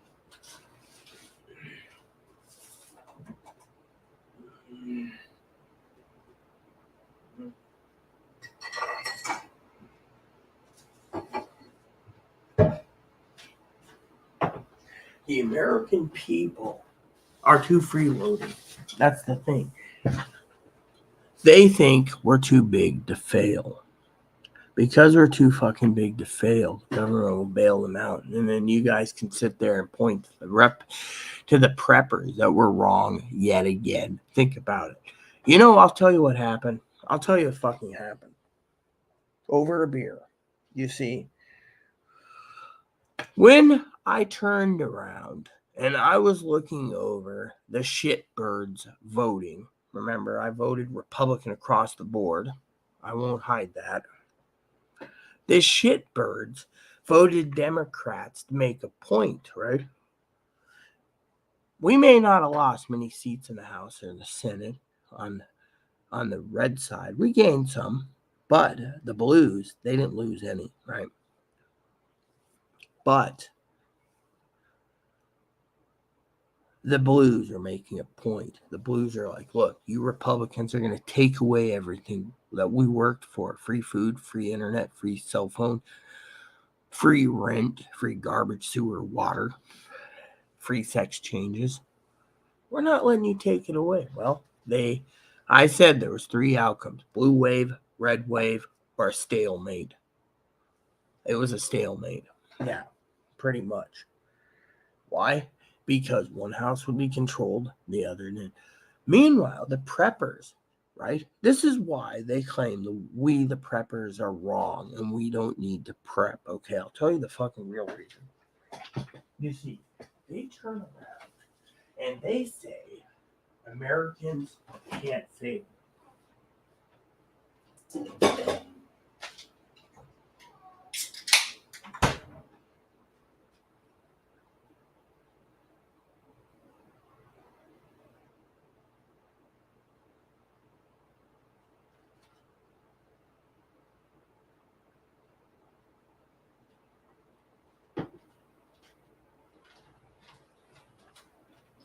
They say, no, Ebo, that Americans can't fail.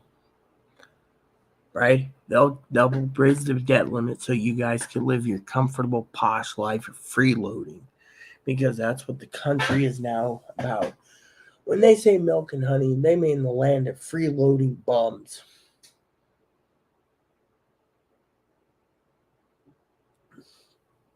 I grew up, it was valued, moral valued.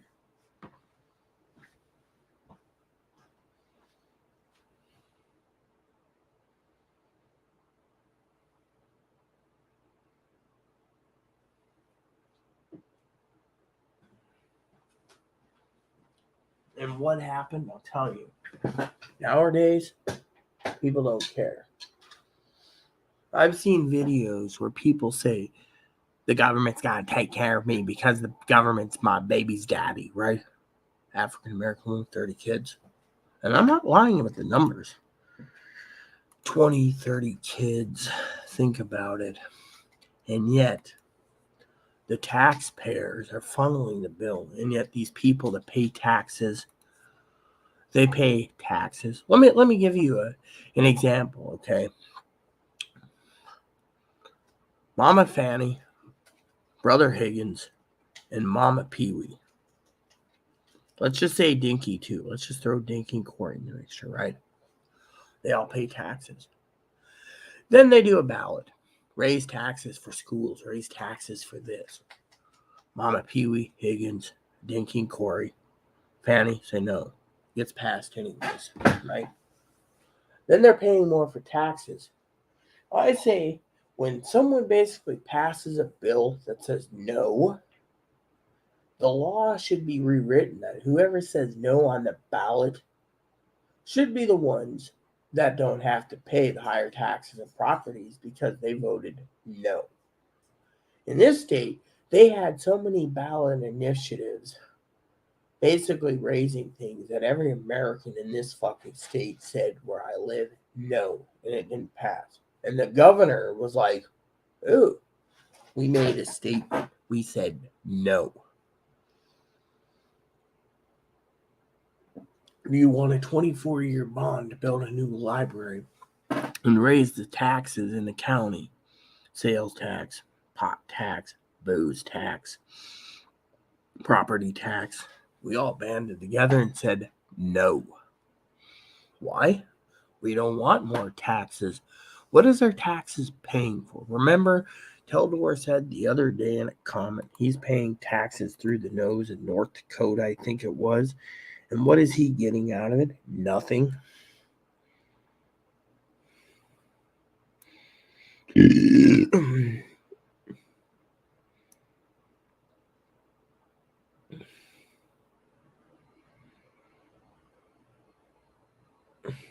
Point taken on taxes. This is from Teldor. Taxes here in North Dakota are going off the fucking rails. It's literally getting to the point where these tick turds are taxing us to death. Yeah, so, see? Tick turds. Why are they taxing us to death? I'll tell you why. Because they can. They want you to support the burden of the destitute, the homeless, the hobos. They want you to feel sorry for a man who claims he's trapped in the wrong body and he needs to have a so-called sex change at your expense. You know what the Republicans are saying? No offense.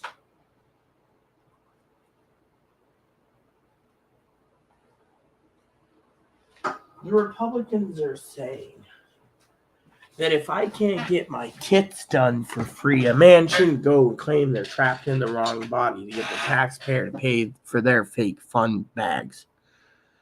Yeah, think about it. Am I anti-trans? Definitely. Why? Because I'm not a tranny. That's the thing. People see me as the real McCoy. People see me speaking up. You see too many of them basically getting rid of their tallywhackers for what? So they can claim that they're a real female because the government claims they're a real female and they don't have to pay child support.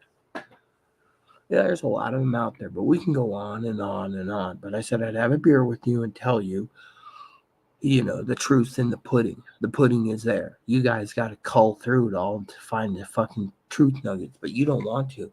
You go on YouTube just to find it, and then you go to the mega people, and the mega people fucking talk shit out their ass, and you see me comment, oh, that's a bunch of bullshit.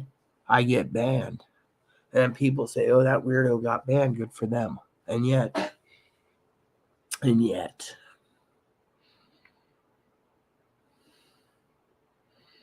then they say, oh, we're going to control the purse strings. We're going to have civil war. If they don't do what we say, we're going to impeach them. See, what they're trying to also do is the Republicans are trying to trigger civil war, right? They're trying to cause a civil war. If they try to impeach all these people, the Senate won't do it. Then they'll be like, up in arms. We got to take our government back. For what?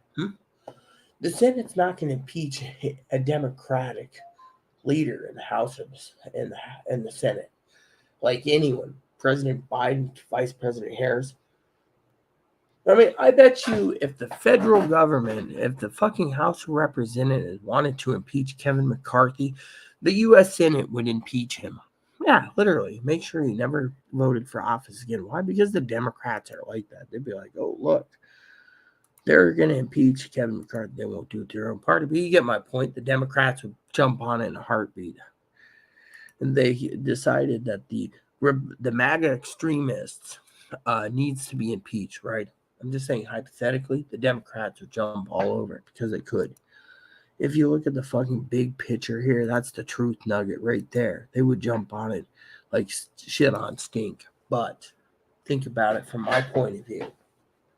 Taxpayers are tired of it. Look at, where am I going with this thing about taxes in North Dakota and Texas and Colorado and California and stuff?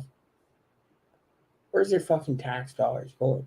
If they can't make enough money out of your taxes to pay for sex changes, and they can't get enough money out of you to pay for Medicare and Medicaid, and Medicaid comes out of your property taxes, and doctors are tired of taking Medicaid patients when the state's paying $5 or $10 for appointment. Secretly, we are going communist. Think about it. They're basically getting peanuts to see someone. So doctors are now terminating other people and saying, no, we're taking real insurance, not Medicaid, the state's shithole insurance, or fucking Medicare.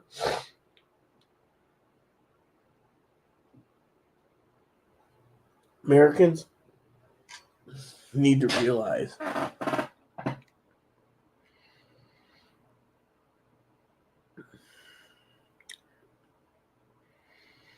that we can't afford anything. The land of milk and honey is a code word for credit, credit, credit. Do you see me with credit? No, I found layaway. Layaway goes away, I don't buy anything. Then on top of that, I found another way to save. But am I ordering anything? Oh yeah, $5 for a piece of paper. Come in handy. Why am I ranting? Because that'll help me out. It'll help you preppers out if you follow the thing and you only restock what you need. And then you keep prepping, dividing half your income to prepping and the other half you'll survive a lot better than the people that didn't prep. Yeah. You see, the preppers that didn't prep, again, they think it's the land of milk. The government will basically force the Republicans to vote the debt ceiling. I guarantee it by Thursday, and all is well. And then they could tell the preppers we were wrong again. Think of it this way, okay? 2016, not many people were prepping. 2020, people started prepping, thinking that Biden was going to be president. 2021, prepping from 2020 onward, people are prepping still. Why? Because it ain't about a Republican. It ain't about Democrats. They're afraid. Preppers are seeing what's happening. I said 3 stimulus checks, then bye-bye. It went away. Then they come up with, oh, well, we're going to give vouchers or gift cards for gas for people that we have excess money that's supposed to go to the food stamp or other programs for pandemic relief. Now, these freeloading bums are thinking we're in the land of milk and honey. Government will bail us out again. The government ain't going to do jack diddly fucking shit.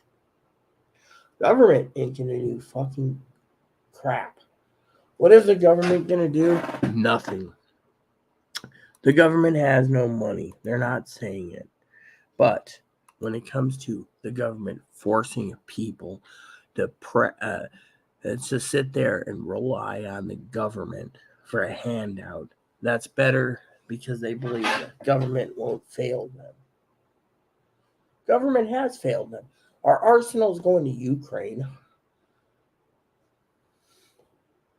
We are on the cusp of World War III. So either Putin gets World War III, he gets nuclear war, which is highly unlikely, or he knows if he just sits back, the entire world crumbles around him, and he laughs because you're following a fake superpower. And yet, the Americans are mismanaging Russia by saying, yeah, Russia's got shitty tanks and shitty this and shitty that, and we can defeat them. The United States would love to go into Russia. The United States would love to kick Russia's ass. Unlike the United States, the U.S. has a lot of allies. Russia's got a lot of allies. It'd be a fucking World War III. What would it be over, huh? Think about it. All Putin's got to do is sit back, crack a beer, and wait, or vodka, and wait for the entire fucking dominoes to fall in. Why? Because the entire banking system is volatile. He doesn't have to sit there and push a button with hackers to destabilize our power grid. He could watch it destabilize when no one can fucking afford electricity. And that's what's going to happen in this fucking world sooner or later. The country's going to go down the fucking toilet. The fucking country's going to go down so down for the damn rabbit hole, the toilet's going to be nothing. You're going to look around and be like, what happened? Here's what's going to happen, okay? Unlike you shitbirds, I turn around. Hey, Bob. Unlike you shitbirds, I have been watching documentaries on the after effects of the stock market crash. At first, people will still see grocery stores, but it'll be cash only. Cash only. And the government could turn around and use some type of fiat currency that will be cash only. A lot of people don't want anything that's not backed. If they say digital currencies, it's not backed by anything. And so, second thing the government wants is to control your spending, right? They want you to be happy with nothing and live comfortably, right?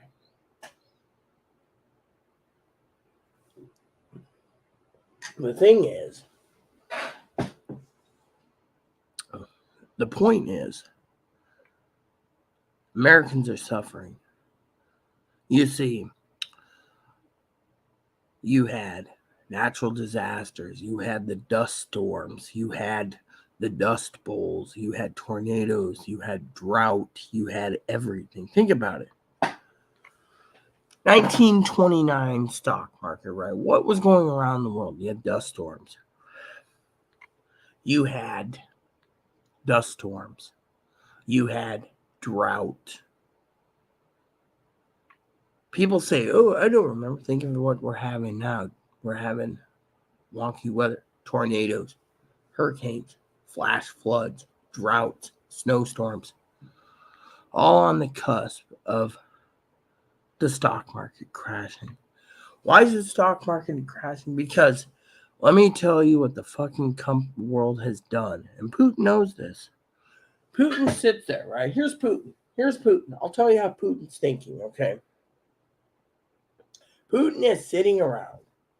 He's looking at a company like Samsung and going, what does fucking Samsung do? They make phones. Why are they one of the richest companies in the world? They make phones and they make TVs and they make dishwashers and appliances, right? But do you see me with a Samsung? No. Do you see me talking about a Samsung? No. I went and got LG. They're pretty good little tanky phones. I hear their TVs are shitty. Putin's a president of the Russian Federation. He knows what's good and what isn't. He knows what brands are good. He looks at Apple, one of the most expensive companies in the world, right? What happens? Think about it. What happens? He's looking at it and go, what makes Apple so expensive? Stocks are going through. Everyone wants to get on the Apple wagon.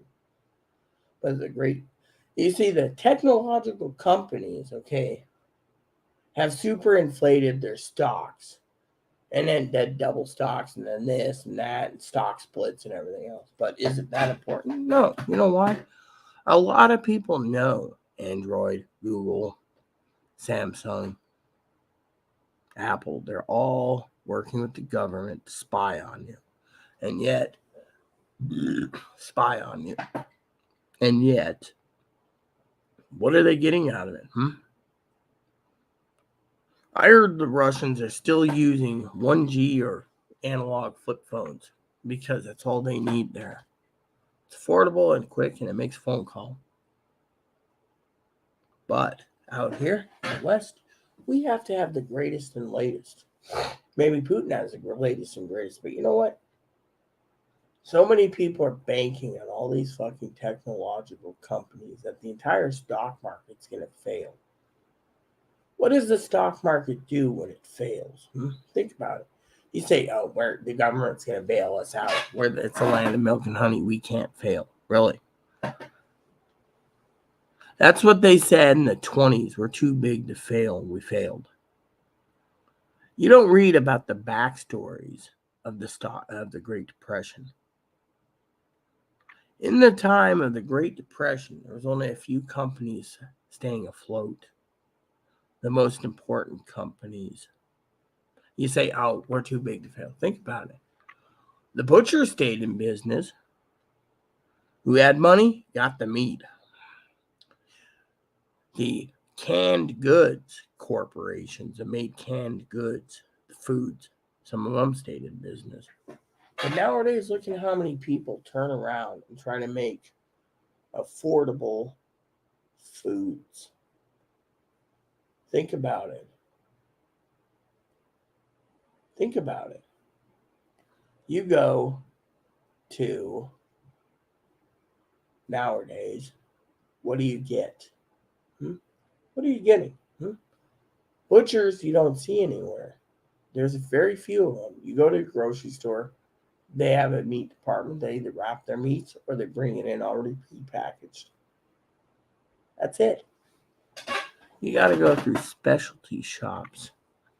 Oh, and not to mention when they say we're too big to fail, that means that when the stock market crashes and the banks shut down, that means not only Detroit shuts down, but the U.S.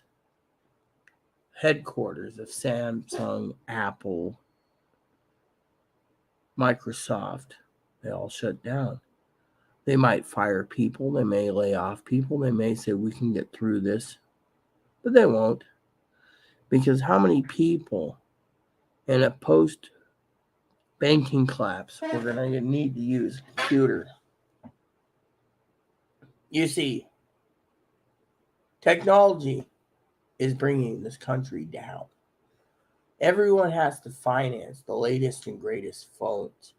Everyone has to finance or at least the latest and greatest cars. But if 95% of the population is jobless, 300 million, the government will have to come up with some new great things. Rebuild the Hoover Dam, rebuild the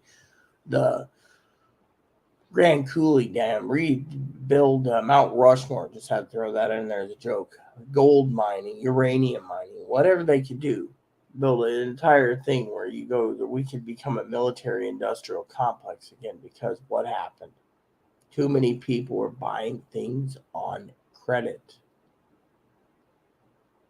Has anyone ever seen the numbers from the 1900s to the 1929 where everything was financed, and then from 1930 to like 1950 it was like cash on the barrel, and then from 1950 onwards it's been credit again, and yet 1980s and 90s it was big push for credit. Still today, I don't know how many times I'll be browsing something on a store. I got a pop-up blocker, and sometimes something slips through like apply for credit today. Well, I don't want credit today. And yet, that's them trying to basically snare you in a trap.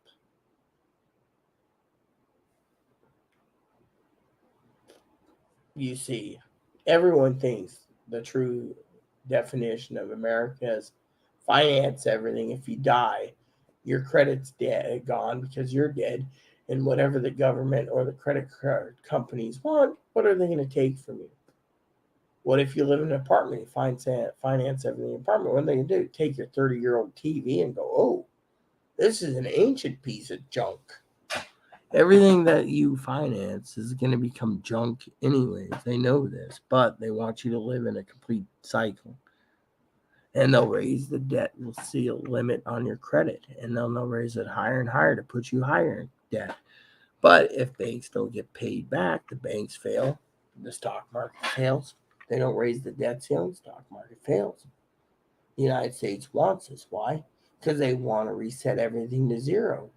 But if they reset everything to zero, like everyone plans, Putin wins because no one's going to be financing a Ukrainian war. But at the same time, that means that when you finance, the government can turn around and say capitalism doesn't work because too many people are financing. So now they're saying only the wealthy can have the nice things and everyone else can buy within their means. And that's another reason why they want to control the financial sector, because no one's buying within their means.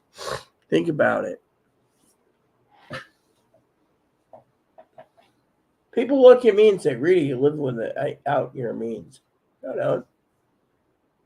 You see me going and financing a movie theater ticket? No. Unless the movie looks really good, I don't go to the movie theaters. Do I sit around and finance on a credit card beer, meats, cheeses, foods? No, I don't have a credit card. I don't believe in them. I believe the less you have, the better you're off. And if you can't pay cash from the barrel or prep within your means, then you're basically screwed. Plain and simple. But a lot of peckerwoods out there think that credit's fine, because in their heart, they figure they won't have to pay it back anyway, so fuck the country. The country owes them. Look at the trannies. The trannies claim the government owes them free sex changes, so just get it done. But if they get cut off and they kill themselves, then the fucking status quo is we have to help these people, and the Democrats will push for it. The Republicans are saying we can't afford to cover sex changes. We can't even afford food stamps. Yet the food stamps should be on for a certain amount of time unless you're disabled, and then, monitor it better. But no, the Democrats are doing unregulated crap, right? Country is broken. Why are they broken? Because they are broken. Stock markets crashed. Great Depression will happen again. This time worse, because people are going to stand around and say the government failed them. They'll be in the breadlines. You see, the Democrats want to say that us preppers are insane. Why? Think about it. We're insane. We are too big to fail, they say. Even Goliath got hit with a freaking rock with a slingshot and went down and died. It's all it takes is one David to kill a Goliath. And the Republicans know this. Republicans are saying we can't keep giving handouts. And yet people think I'm anti-religious, which I am very religious, anti-trans, anti-gay, I don't mind gay marriage, but I don't believe wasting pork barrel spending on something that doesn't apply to the rest of the country. Some people should have their surgeries covered, but think about it. Country can't afford our elderly and their surgeries. How can we afford a man who gets his damn penis cut off? Think about it. The taxpayers, this isn't the land of milk and honey. People finance. What happens if a woman today finances a boob job tomorrow, and then the boob job company or the breast implants failed, right? And yet the breast implants fail. Picture this. This is an example. The breast company like Mentor or whatever, Natrel fails. And yet they can't get their implants removed. And they're getting sicker and sicker and they die. Yet they didn't think about prepping. They thought about the boob job. getting it done, and then the fucking stock market crashes and they lose their fucking job. What do they do then? Spread their fucking legs with their fake tits and hope like hell some guy's gonna bang them for $2 for a poke? No offense. That was a Lonesome Dove thing. Point being is this. No one wants to listen to us preppers. They think the government's too fucking big to fail. Or they think it's all about themselves, what they can get, but everyone else. You see me asking for anything. I make jokes about gift cards, but do you see me truly asking for anything? I want you guys to prep. You see, us preppers are looking bad right now. I'll tell you why we look bad. I keep looking at that thing. Do I want to refill or not? You see, the preppers are looking bad because the American people first listen to preppers talking about overthrowing the government. If we don't get our red wave, we're going to overthrow the government. Didn't happen, so they're leaving in droves. Or you hear, well, if there's a blue wave, we're overthrowing the government. If it's a red wave, the Democrats are going to cause us problem. We can kill Democrats, right? That doesn't happen. Civil war. So a lot of mega preppers are leaving, right? Meanwhile, the Democrats are saying, look, we made a statement to the preppers. You ain't getting your fucking red wave. You ain't getting your fucking civil war. And we're going to fucking put you in your place. This is the land of milk and honey. And you guys can go fuck off, right? While sitting there squeezing Uncle Sam's dick and Uncle Jane's tits. Using them as milking cash cows while they're fucking squeezing them to get money because they're too fucking lazy to work. And yet, we preppers have said, look, there's 6 options, give or take, natural disasters, keep on prepping. What do they think? Oh, well, if there's a natural disaster, FEMA will bail us out. The government's got our back. Then,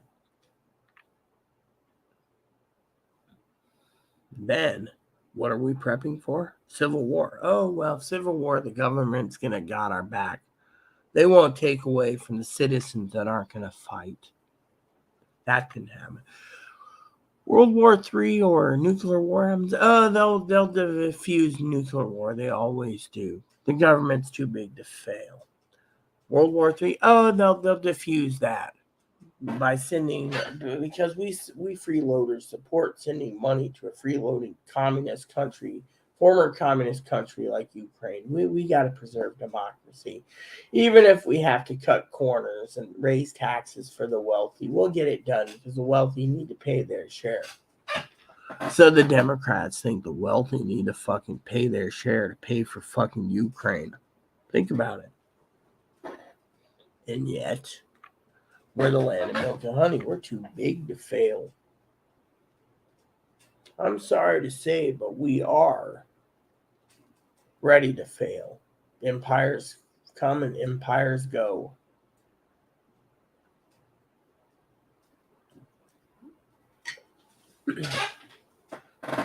And then the Republicans stand up, grab a gun, stand a post, and say, this son of a bitch is allowing illegals in here so they can fucking vote.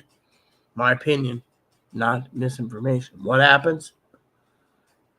He's being impeached. Good for the Republicans. Why? Because we need a backbone to stand up once in a while to say enough's enough. The taxpayers have paid enough. What do you think I keep saying? I would make a good congressperson or a senator. Our senators in Congress, the ones that are Democrat in this state, want to fucking give out handouts to the fucking freeloading hobos. And you guys got to pay for it. If we have a complete collapse of the system, those hobos might run back to their own countries thinking that it'd be better to live in poverty there than to be targeted here. Well, you know what the government will do? The government will turn around if there is a banking collapse, and they'll give the fucking freeloading immigrant hobos your stuff while you suffer. And that will speed up severe hatred towards the government and these fucking freeloading hobos. Yeah, think about it. Freeloading hobos get handouts. You, the hardworking Americans, paid your taxes, listen to me rant. you get shit on. Where the fucking Democrats, they'll fucking do everything they can for the Democrats and the voters. Capitalism is failing. They want to get rid of it. And I'll tell you why.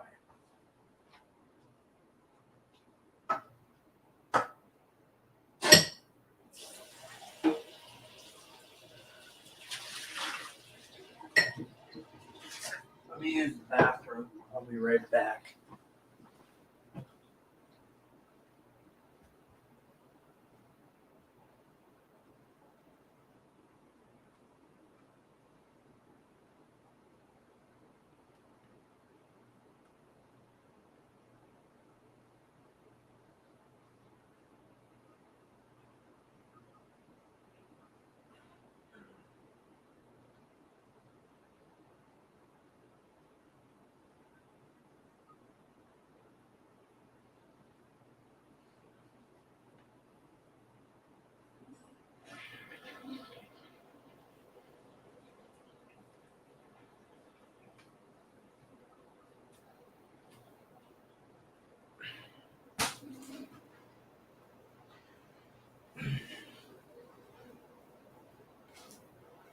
You see, the problem is in American history.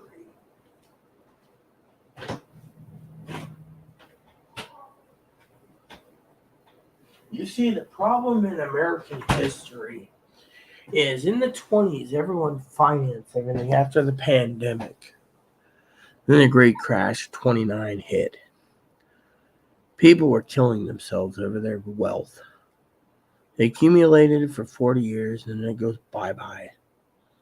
And yet, deep down, this country keeps financing everything. We don't really have. The stocks are inflated. Everything comes to an end. Look at stores, Kmart, J.C. Penney's. They came down. Their empire crumbled. And yet, the American people need to realize that when you prep, you're prepping for yourself and your family. You're prepping for any contingency. But these people, they think that the freeloaders, they can just get it handed to them. Free and clear. A lot of these prepper people subscribe to these mega preppers so they can watch the channels and then they turn around and say, look, this person's lying. World War III, I haven't seen it yet.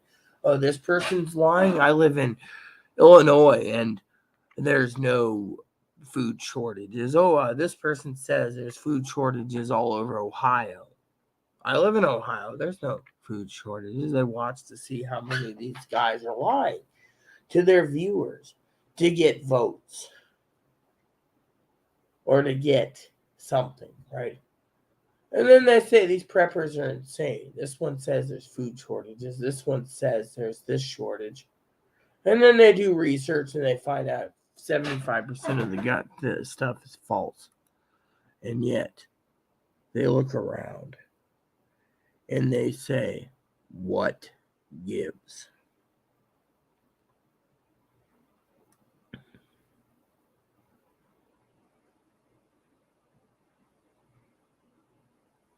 I'm sorry to say, the American people, they're too ingrained that financing is fine. You got companies out there getting financed money to build new houses. We have more houses in this country like we have guns. Every American can live in their own free house. But no, the government just keeps giving them the regulations to cut down trees, to build lumber, to build houses, because that's their job, house builders. And yet, the American people are full of crap. Think about it. They're sitting there. Other countries live within their means. This country, there's no debt. We're the only country with debt ceiling yet. Every time we turn around, we have to finance everything. I mean, look at Dad. Dad said, well, if they don't raise the debt ceiling, then we fail because we're already we're paying for stuff we already bought. Maybe, but Americans don't care. That's the thing. They care for themselves only. They care for their food stamps. They care for their freebies. They said, oh, yeah, I'm a woman with 30 kids. I don't have to work. Look at my new phone. Got a nice $1,500 phone. Got free internet. My rent's covered. Oh, yeah, I'm living the life of Riley. And yet, you see others playing by the rules, prepping like crazy. And you hear, oh yeah, those preppers are stupid. I'm going to get my benefits every month for my kids because, well, you know, I'm going to pop out more babies and have more babies and I'm going to live comfortably the rest of my life because I'm a sponge. And yet, government collapses. They're all standing in the bread line. We may have to eventually, but guess what? Thing is, no one will have access to their money. You're going to see some serious shit. Why? Because all these fucking peckerwoods believe that we are the land of milk and honey. No, we are the land of quote unquote financing. Everything revolves around financing. Think about it. If you go to the Social Security office, you apply and you get Social Security. You go to the bank and get your check out every month in cash. You pay your rent, your utilities, and you sit on the rest, and let's just say you have 10 years of food. And you're sitting there being an Ebenezer Scrooge while the entire country collapses, right? You know it could happen. All of a sudden,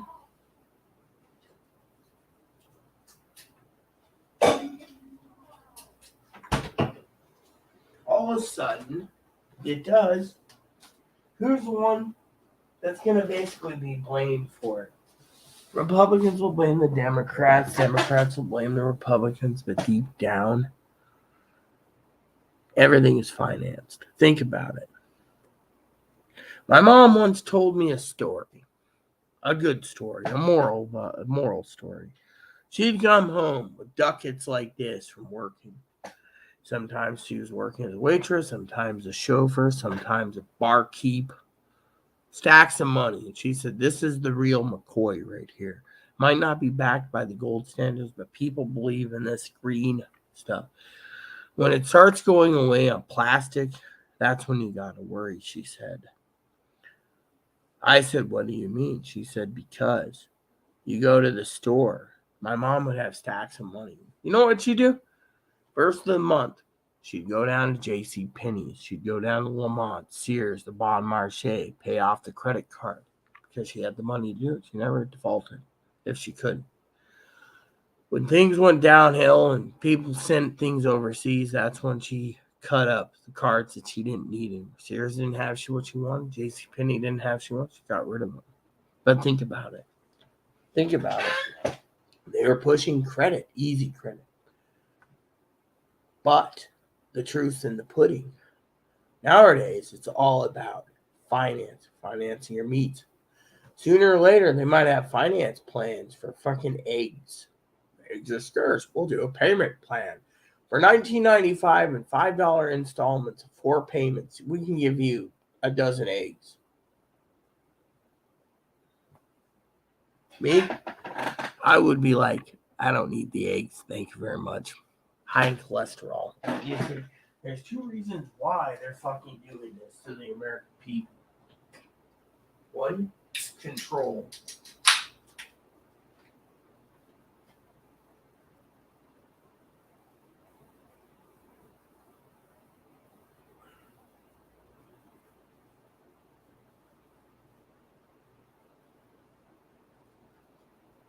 You see, control is something that they want. They need. They want to make it so Americans don't sit there and buy something they don't need. For example, you go to the store. You say, put this on credit and you can have a new TV. And they say, oh, I need a new TV. They go and buy it and they have it delivered. Government wants to make sure that you live within your means. They don't want you spending money that they don't think you should. Think about it. People are financing their meats. I, on the other hand, think it's utter garbage. Plain and simple, it's utter trash. Because think about it. The American people, their milk and honey is finance everything. Finance that boob job. Finance that nose job. Finance that inverted penis job. Whatever. And yet, someone's got to pay it. When no one pays it, the economy collapses. Companies are failing. Why? Because companies are seeing better companies out there that can basically bamboozle you out of your money. Amazon's got the lowest deals in the world.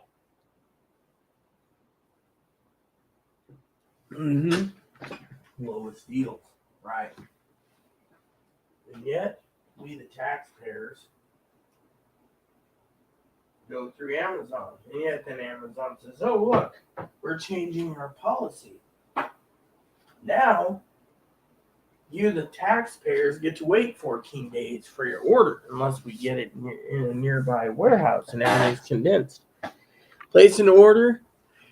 You place 15 smaller orders, and all of a sudden, we're going to condense it all into one. Well, you get to wait several weeks. They get it all together. They ship it to you. Meanwhile, they're doing that while screwing you over on their prime deals on shipping. Companies are finding ways to screw you over.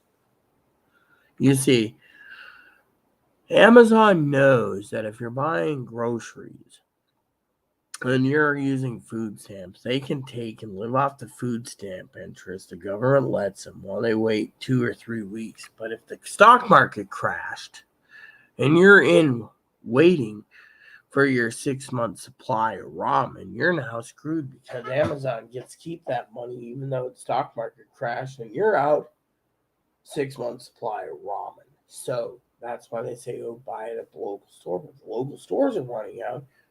You need to plan accordingly. Do you use a cash card that debits from your bank account, or do you wait food stamps for 3 weeks and hope like hell you get your food? Me, I would look first at Target, then to Fred Meyer's, then to Kroger, then to Rowley's, then to whatever, and narrow it down to where I can get my stuff. Now, Walmart, of course, is now saying to the people, we may be the land of milk and honey, but you must pick up all your orders because they're not shipping. They're not shipping here anyways. So why pay for a shithole Walmart Plus plan when they're not helping you? You see, it's all a fucking scam. It's how you look at it. I was talking to someone the other day and says, you'd be proud of me, Rita. I got Prime. Oh, God. You bought the slow ass. See, with Prime, they say back in the day, 2-day shipping, but then they took it away because everyone loved it. Now, what is Prime giving you? A basic deal on maybe a couple Kindle books, Kindle readers, Prime Day, good deals on other stuff, but nothing on their shipping thing, and they keep cutting corners.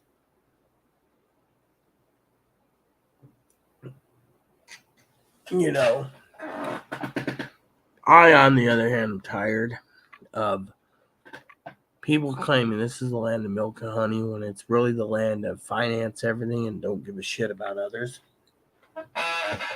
They took away layaway. Remember I said this in the other video. They took away layaway for what? So you, the preppers, have to fucking pay everything in cash or finance it. Because financing is a lot better than 0% layaway. So they want to fucking earn money. But if they can't earn money on you, they give you a bad credit rate. This person's got shitty credit. Truth is, you look at my credit history, it is shitty. But I'll tell you, they did that. They do that social thing as a poor. And because if I want layaway, they want to take it away. And if I want credit to buy something, they'll take that away. So anyway, look at it. The poor are the ones that get shit on, not entitled to an air fryer. So you save for it. And then when you buy it, the government says, oh, this one here bought an air fryer. Post a picture on Instagram or Twitter. You know what? You got to do what you have to do to survive. Right now, the time is now for prepping. Because if you don't prep and you think the government's going to bail you out, I'm not going to be sitting there smiling when I'm locked in my basement bunker here while you're fucking dying of starvation because you didn't fucking prep. You think the government's just going to give you a fucking handout. And when the government doesn't give you a dime, you're going to be fucking angry because you're going to sit there, you freeloading fucking motherfucking bums, and you're going to say, what are we paying here? What are our taxes going for? Actually, freeloaders don't fucking pay taxes. You pay very little taxes, maybe sales tax on stuff that you want. Your TV, you bought your 90-inch TV, you pay taxes on that, but that's about it. Oh, and you pay 21% tax on your booze.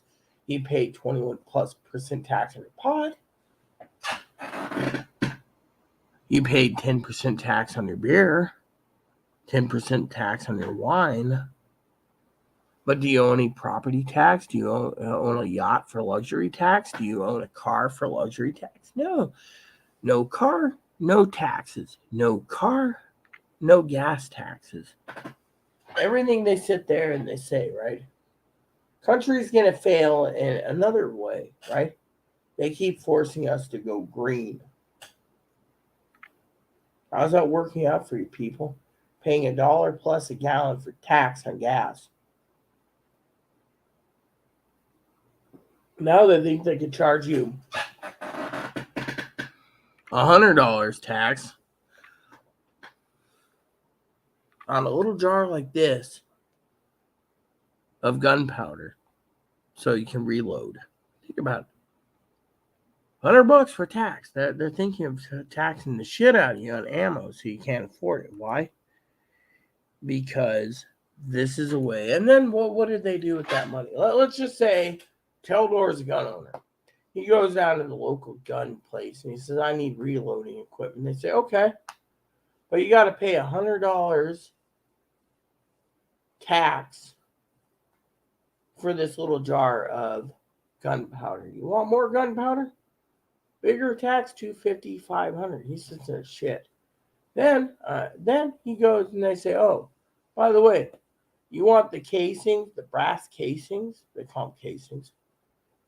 You're going to be paying $50 for a box of 50. And then he goes home and he's just, let's just say he paid $900 in taxes to reload because the government doesn't want you having ammo.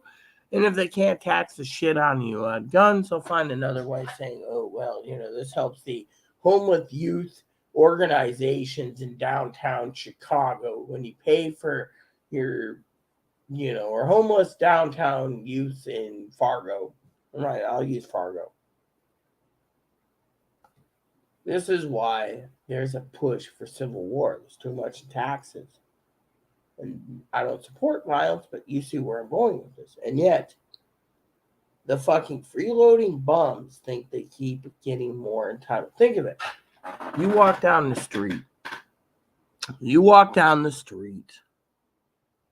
The freeloaders are entitled. They think that they can go and say, oh, I can't pay my rent, and they write a check. Advocates write checks, here you go. I go there and say, hey, manager wants to do this, this, and this. Oh, well, we'll take care of it when they send us a list. Yeah, you just gave hobo A, hobo B, hobo C, and hobo D free rent. And then they say, oh, well, you and Chloe pay your electric bill on time. We can't help you. Yet. Run out something end of the month. Oh yeah, I need a gallon of milk. Can't help you. Beginning of the month, we noticed you bought a case of beer. Okay, fine. So then I stockpile powdered milk, right? Or Chloe goes in, I don't have anything to eat, right? They're like, we're sorry, you spent $247 at the hot bar. If you took that $247 and bought real food with it, we wouldn't hear you complaining and asking for handouts. Oh, I'm entitled. You're not entitled. So when I sit here and I tell you the story and I'm drinking a beer, I'm already prepped. So you see me? Yeah, maybe once in a while I joke about, donation to gift cards. But truthfully, I don't need it. What I really need It was for you guys to listen. And for me to light a fire under your ass and say, look, you see, the land of milk and honey, the land of milk, the Milk and Honey Express, the M&H Express, has left the station. It ain't coming back. You guys are going to, the freeloaders are going to destabilize and cripple the country for 50 years and put us in a 50-year depression if we can't get this under control. But you know what? Oh, well, I have faith in the government. They're going to just raise the debt ceiling and I can live on lobster and steak on my food stamps. You see, I think, truthfully, I love Teldor dearly. His comments are awesome, he or she. But I think Teldor realizes that I'm the real McCoy. And I'm the real McCoy, and that means when I talk, people listen. Because think of it, you got a fucking guy talking about World War III. You got another guy talking about food shortages that don't exist right now. You got another guy talking about overthrowing the government. I'm sitting there saying, keep on prepping no matter what. They're not sitting there, oh, yeah, so I was watching this Every Sky channel, and he said, not he, she, he said that we need to prep. Well, you guys should prep, but you're not listening to me. You're all worried about this and that, and blah, blah, blah. Or you can, and I'll do the other two preppers. Oh, well, and today we have this information, this intel. The intel says, hold on. The intel says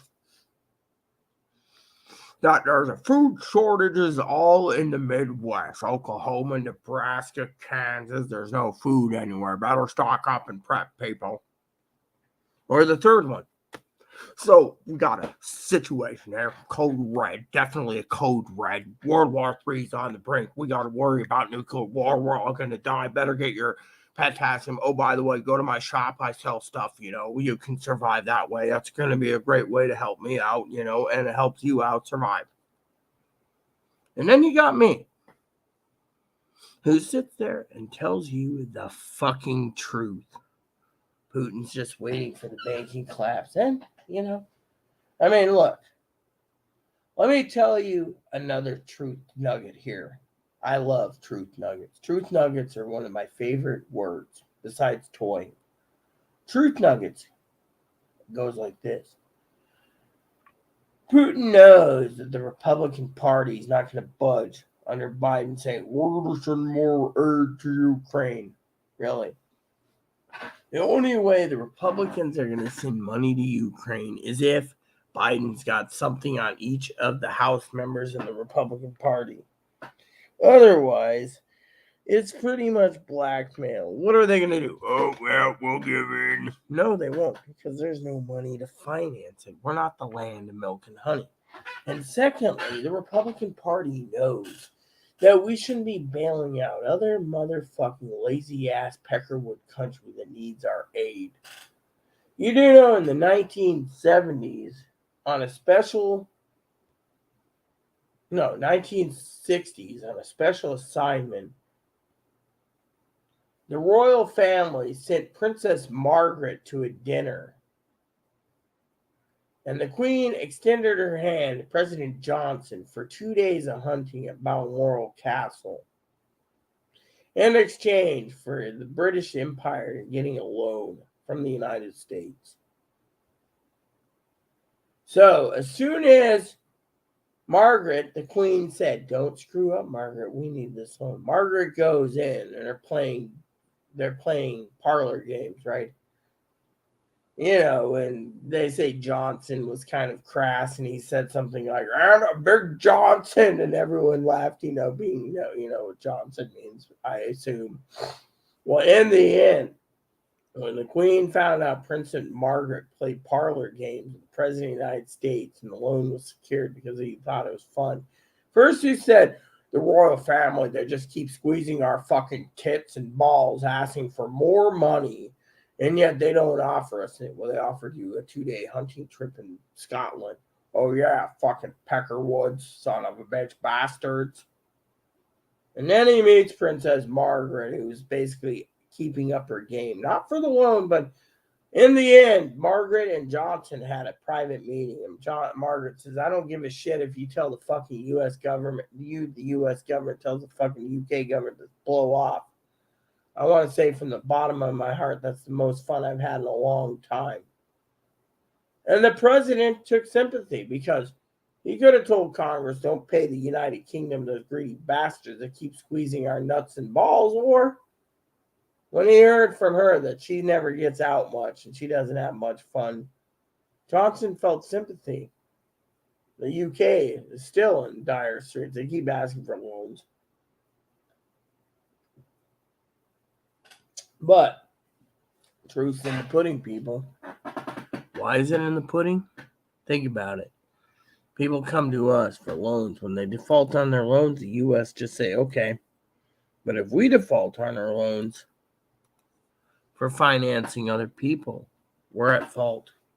So not only is the citizens of the United States say we're the land of milk and honey, but every other country thinks we're the land of milk and honey.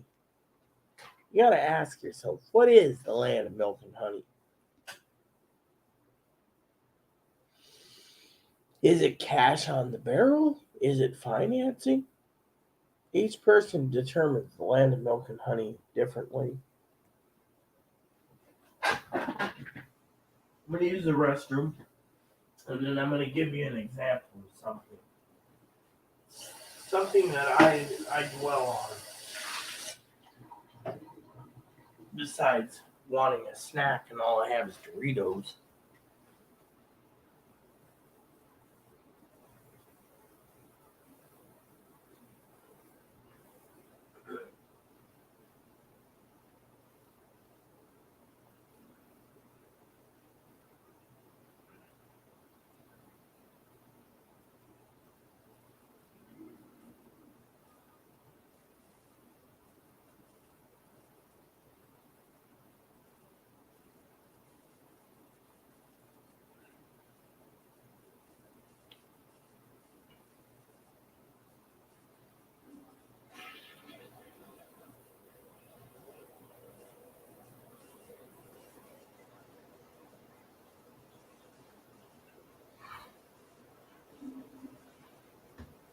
Let me tell you how capitalism works.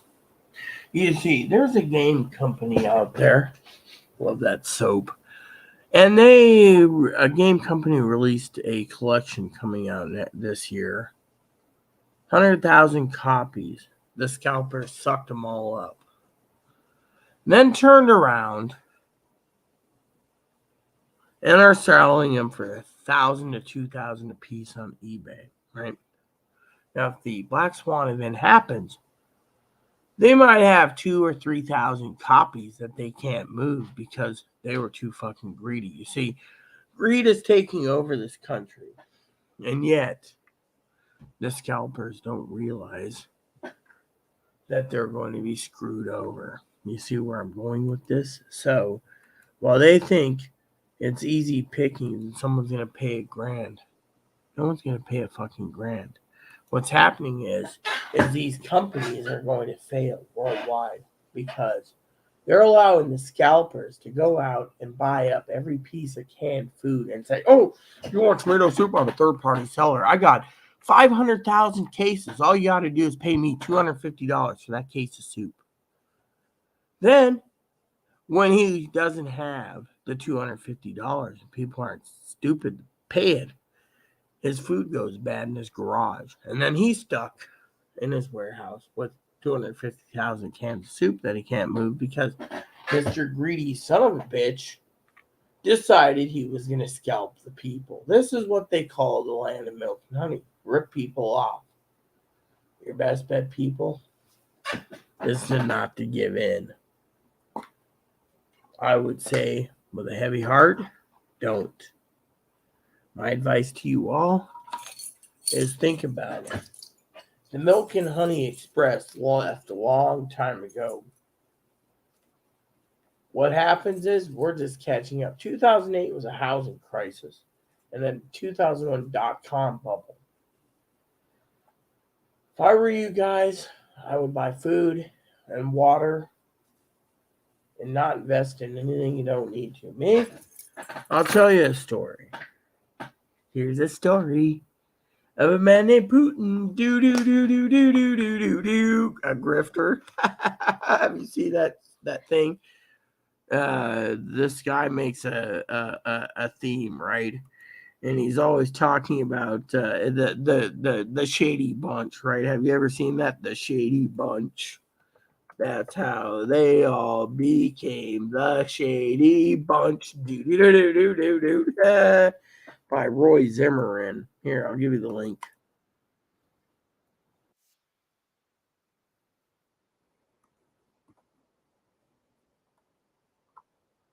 There you go. Okay.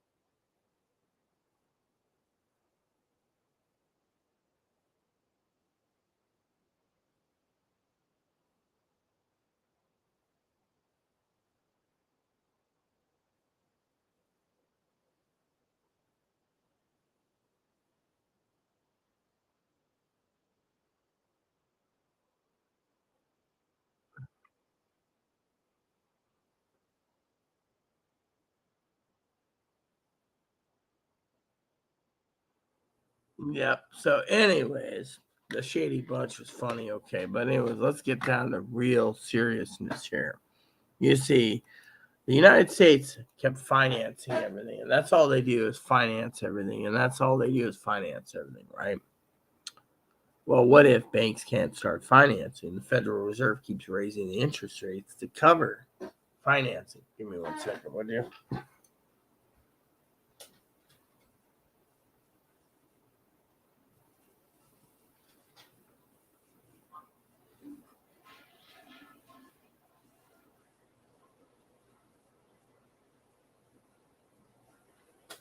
You see, banks take your money, roll it in so they can make interest and loan the money out to others. But if everyone wants their money, the bank collapses. So the banks don't realize that we're going to see bank systems collapse because Russia knows the federal government's not going to raise the debt ceiling in the U.S. House of Representatives. So in the end, the land of milk and honey is gone. And that train's gone a long time ago. Think of how many people out there turn around when they're offered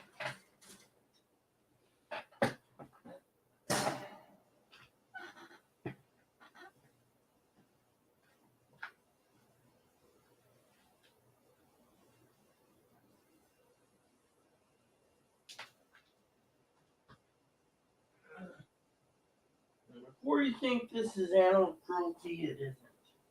See? He doesn't mind being held like this. He likes to be held. Let me put it this way. The federal government, oh, look at that nose. Look at that nose, everyone. You just gotta fall in love with him, don't you? Federal government doesn't want to raise the debt ceiling because they don't want to fund Ukraine or sex changes. All right, little flump, flump. Flump, plump, little floofer. I call him a little floofer. Looking at me, looks like a little floofer. Look at his tail. Only a tail a mama could love. Hi. Oh, yeah, kiss me. Oh, yeah. You see how adorable he is, peeps? He's like the loving comfort of my life next to my dog. But anyway, what? You squeaking now? You're a little rat? Squeak, squeak, squeak. Come here. When you have someone like this as a good friend,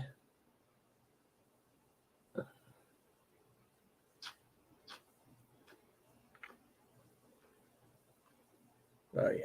How you doing, Fuzz Fuzz? How you doing, Fuzz Fuzz? You like me? You like me? Love me? Huh? You love me? Sometimes I wonder if rabbits do truly love or not. That's the thing I don't get. But as a woman, you just gotta sit there and ask yourself, what do you think? Kentucky Fried Rabbit, the new restaurant? Nah, you don't eat rabbit. Okay. I know you guys came here for rant, not for me talking about bunnies. Give me 1 second.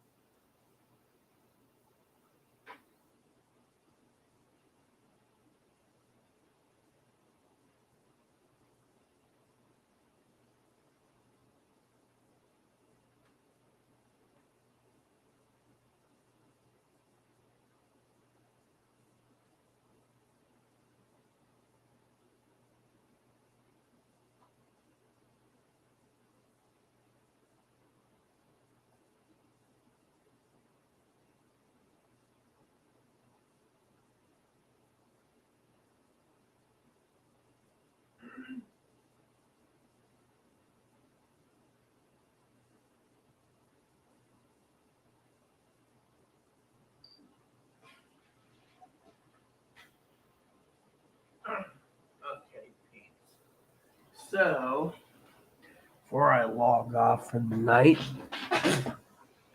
I just want to say that when it comes to the land of milk and honey, the land of milk and honey is pretty crappy. Excuse me for 1 minute. I'm going over to apps because I hate seeing that fucking thing on it. And I'm going to go into apps and features, and I want to uninstall an app. Okay, so I want to uninstall this fucking thing. Just install the fucking Peckerwooded thing because I hate fucking paying for something that's fucking shitty. Actually, the web browser, that's the one thing I do not trust is the Avast secure web browser. Never have. They came out with that. They tried to control your entire browsing feature. Yeah. So if you get rid of the damn son of a bitch, you're doing good. So, my point being is out of love, just install, you son of a bitch. There. So basically, browsing data, yeah, if you're on the fucking my browsing data, Chrome stays the way it is.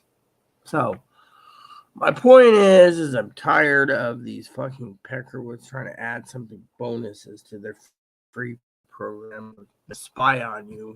All you need is their web browser, their free virus scan. They're sure. The reason I uninstalled the fucking Peckerwooded thing is simple.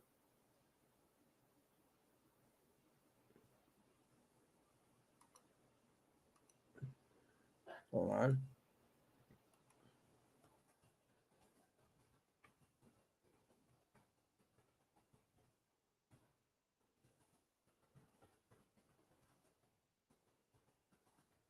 There. No, I don't have any fucking feedback, you Peckerwood.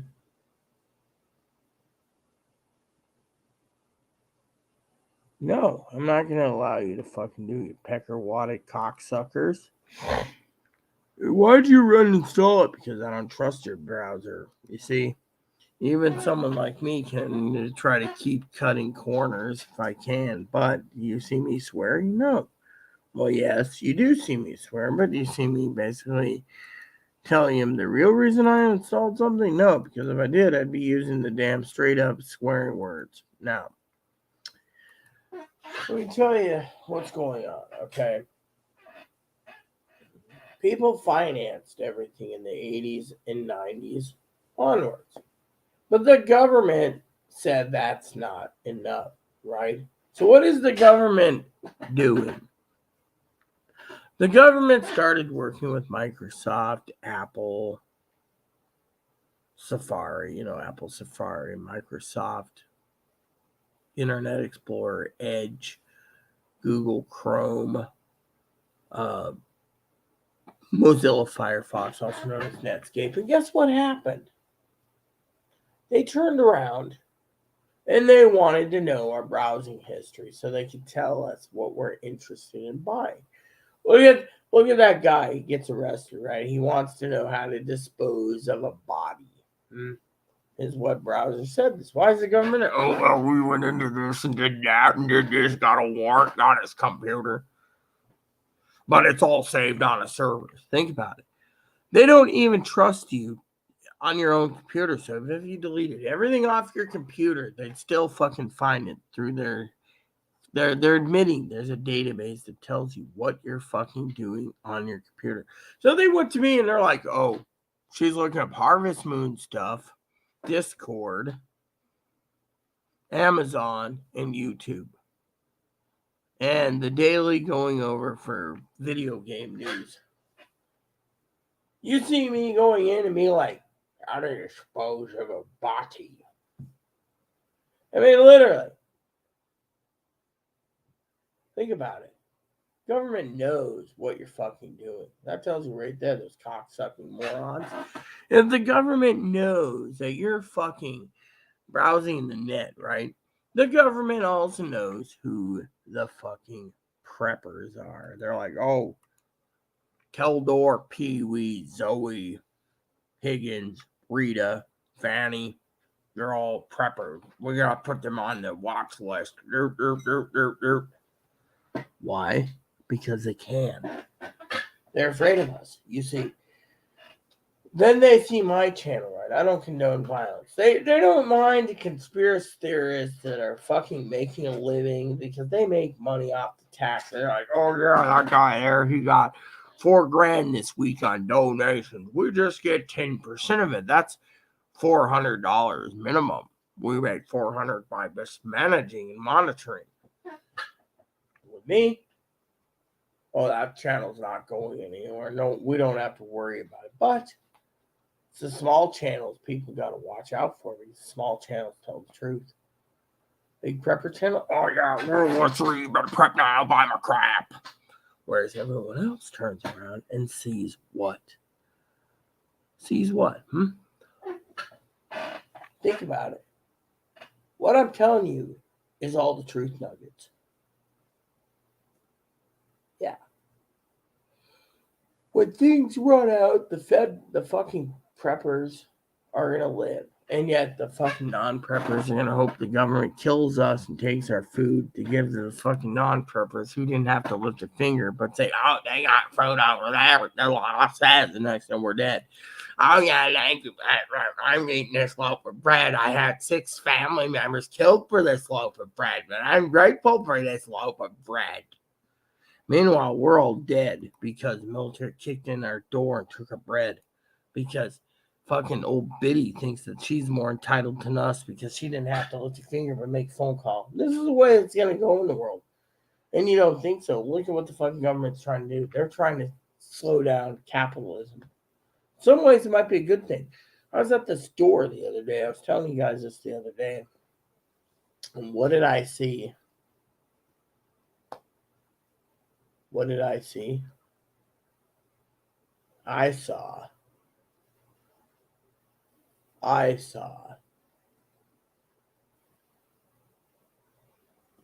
like 3,000 brand named TVs.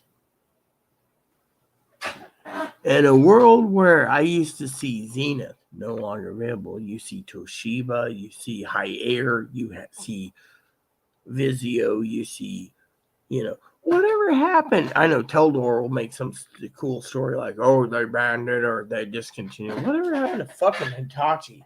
Hitachi was the first one to make the rear projection fucking tube jumbo tells. I mean, think of it. Hitachi, Mitsubishi. You don't see a Mitsubishi TV anymore. That people said Mitsubishi was the finest. But guess what? They're gone. The Mitsubishi 70-inch TV, gone.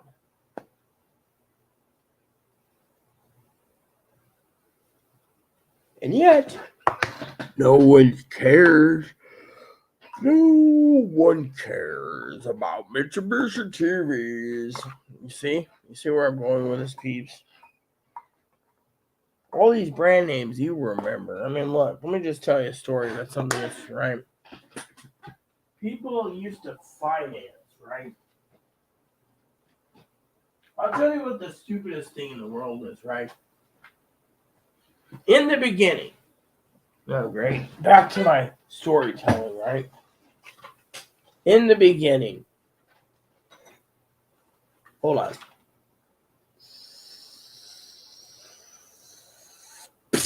In the beginning, man revolutionized time. And time was revolutionary by technology. Up to the late 1800s to early 1900s, man didn't use the Marconi wireless system unless it was on ships. But then someone got the idea to use it as a telephone, or as some call it, the telebono. And then other people thought of ideas to revolutionary technology in the 1900s. Washing machines, clothes dryers, irons were around even before they made the electric steam iron. It was the gas powered iron. People needed it for clothes. But the real funny thing is when refrigerators came out, it put the iceman out of work. Not just the iceman, but others. A refrigerator in every home, every person had to finance. But that just didn't take off. It was the washer and the dryer that did the clothes for you. Cut down the time, sit back and gossip with your friends. Oh, not to mention the vacuum cleaner, new technological gizmo, or other items. Eventually, between the 1900s and 2000, technology superseded itself and made it more superior. At what cost? New technology meant new creditors, which means financing the ideas. And then what happened? Eventually, people like the horseless carriage, the automobile, and then the automobile decided to take over.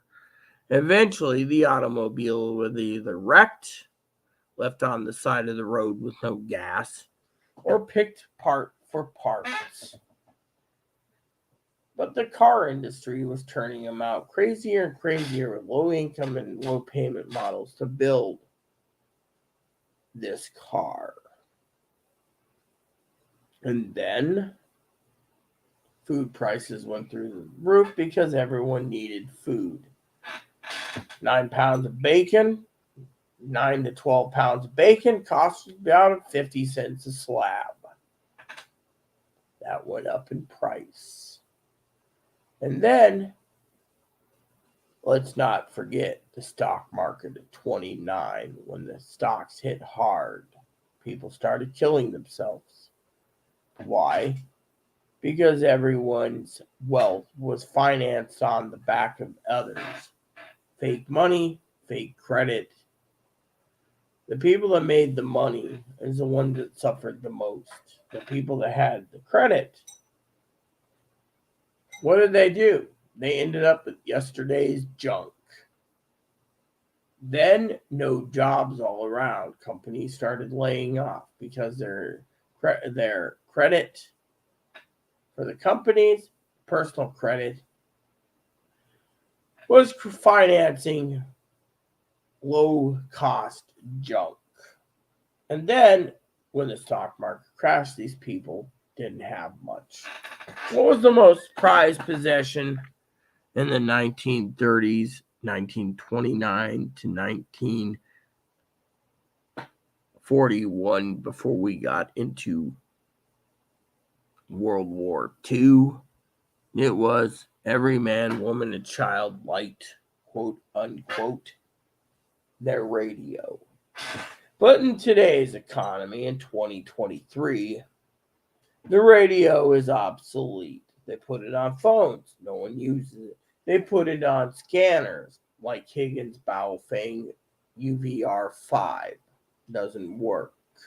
They put it on, you guessed it, they put it on a boom box. Back in the day, they used to put black and white and color TVs in boom boxes. What happened? That technology failed when the government decided they were going to take it in the ass and give the television companies free reign to either make smart TVs, streaming services, to cut out free over-the-air programming. The government thought this was a benefit anyways, because if there was Civil War, World War III, no one would have access to a television set because the new TVs are lithium or ion batteries, which means rechargeable only. The rest of the country would realize that when they couldn't track phones except for tracking them for almost a 3-minute call for location for triangular, they wanted phones with GPS. So your basic flip phones, brick phones, smartphones took over, but your brick phones, your flip phones, and your bag phones were banned, saying the technology is outdated and antiquated. Same goes with all those people that spent hundreds of dollars in the 80s for a Sony Watchman, a Casio Pocket TV, or a Citizen's Pocket TV. They took away analog signal because the government didn't want you to know what they're doing. That was just the tip of the iceberg. And then,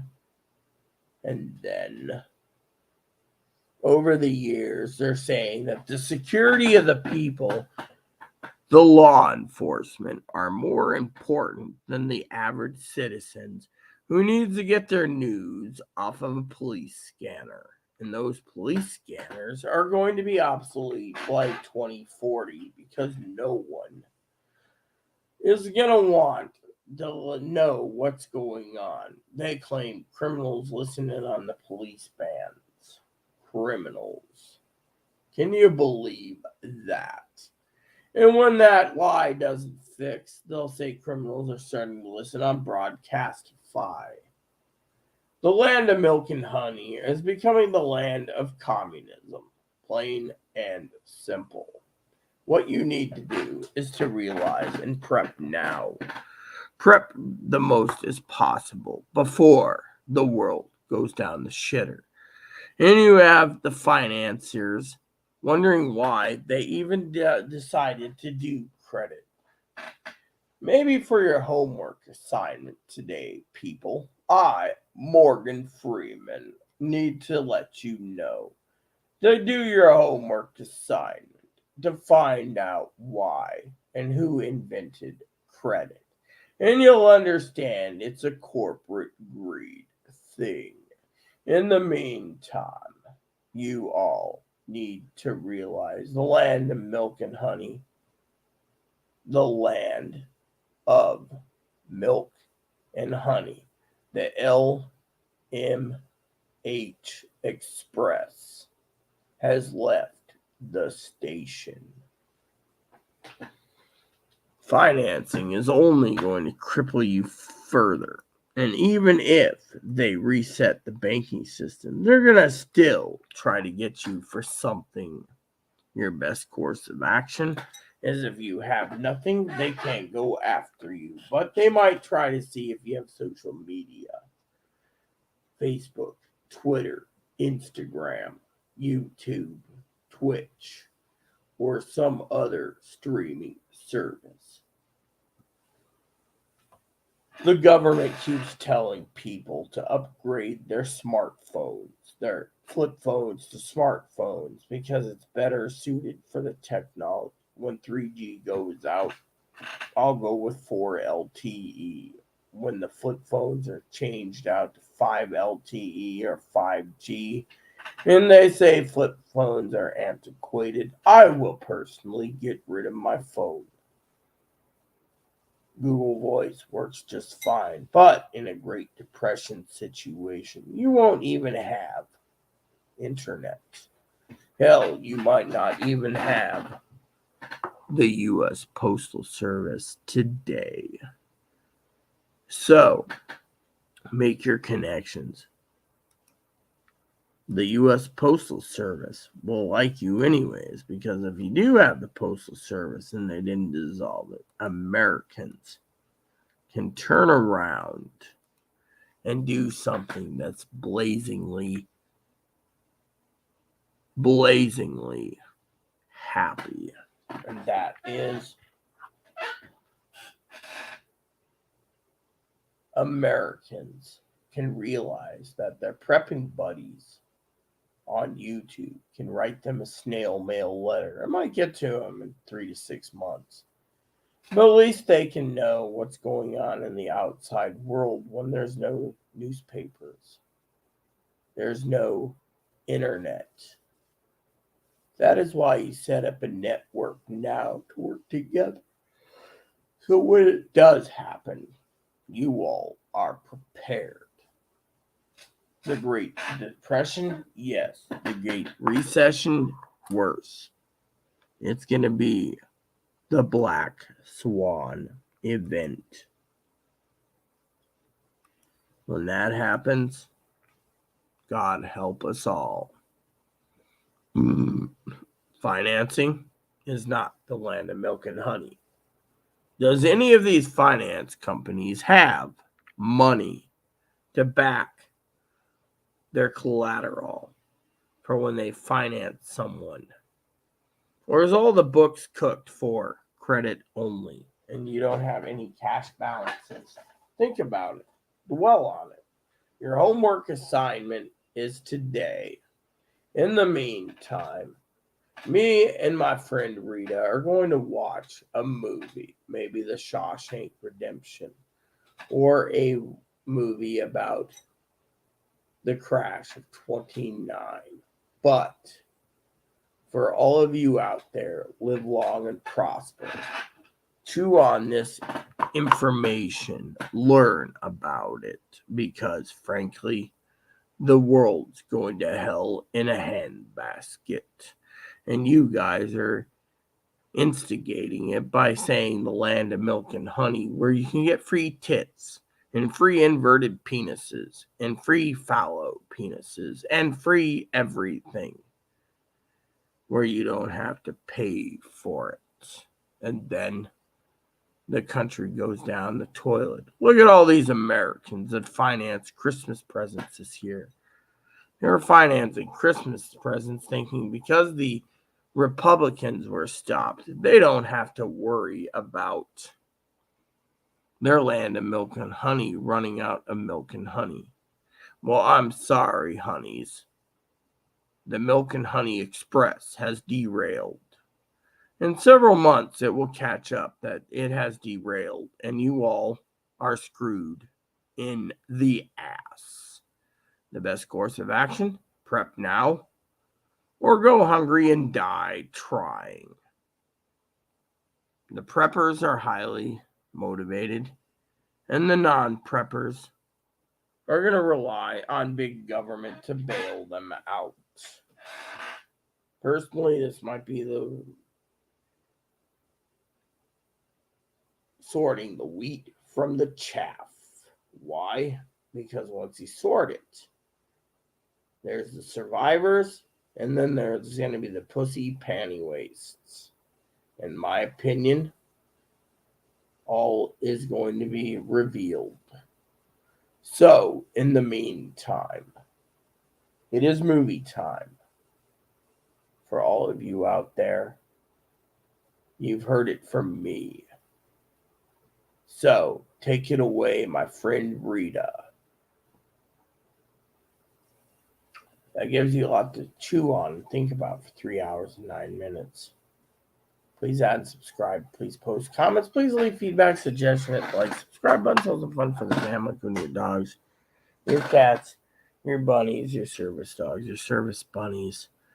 The bell notification, the thumbs up button, the subscribe button, and please leave the comments. Nice is all we ask. And school is out. Thank you for watching, and God bless you in everything you do.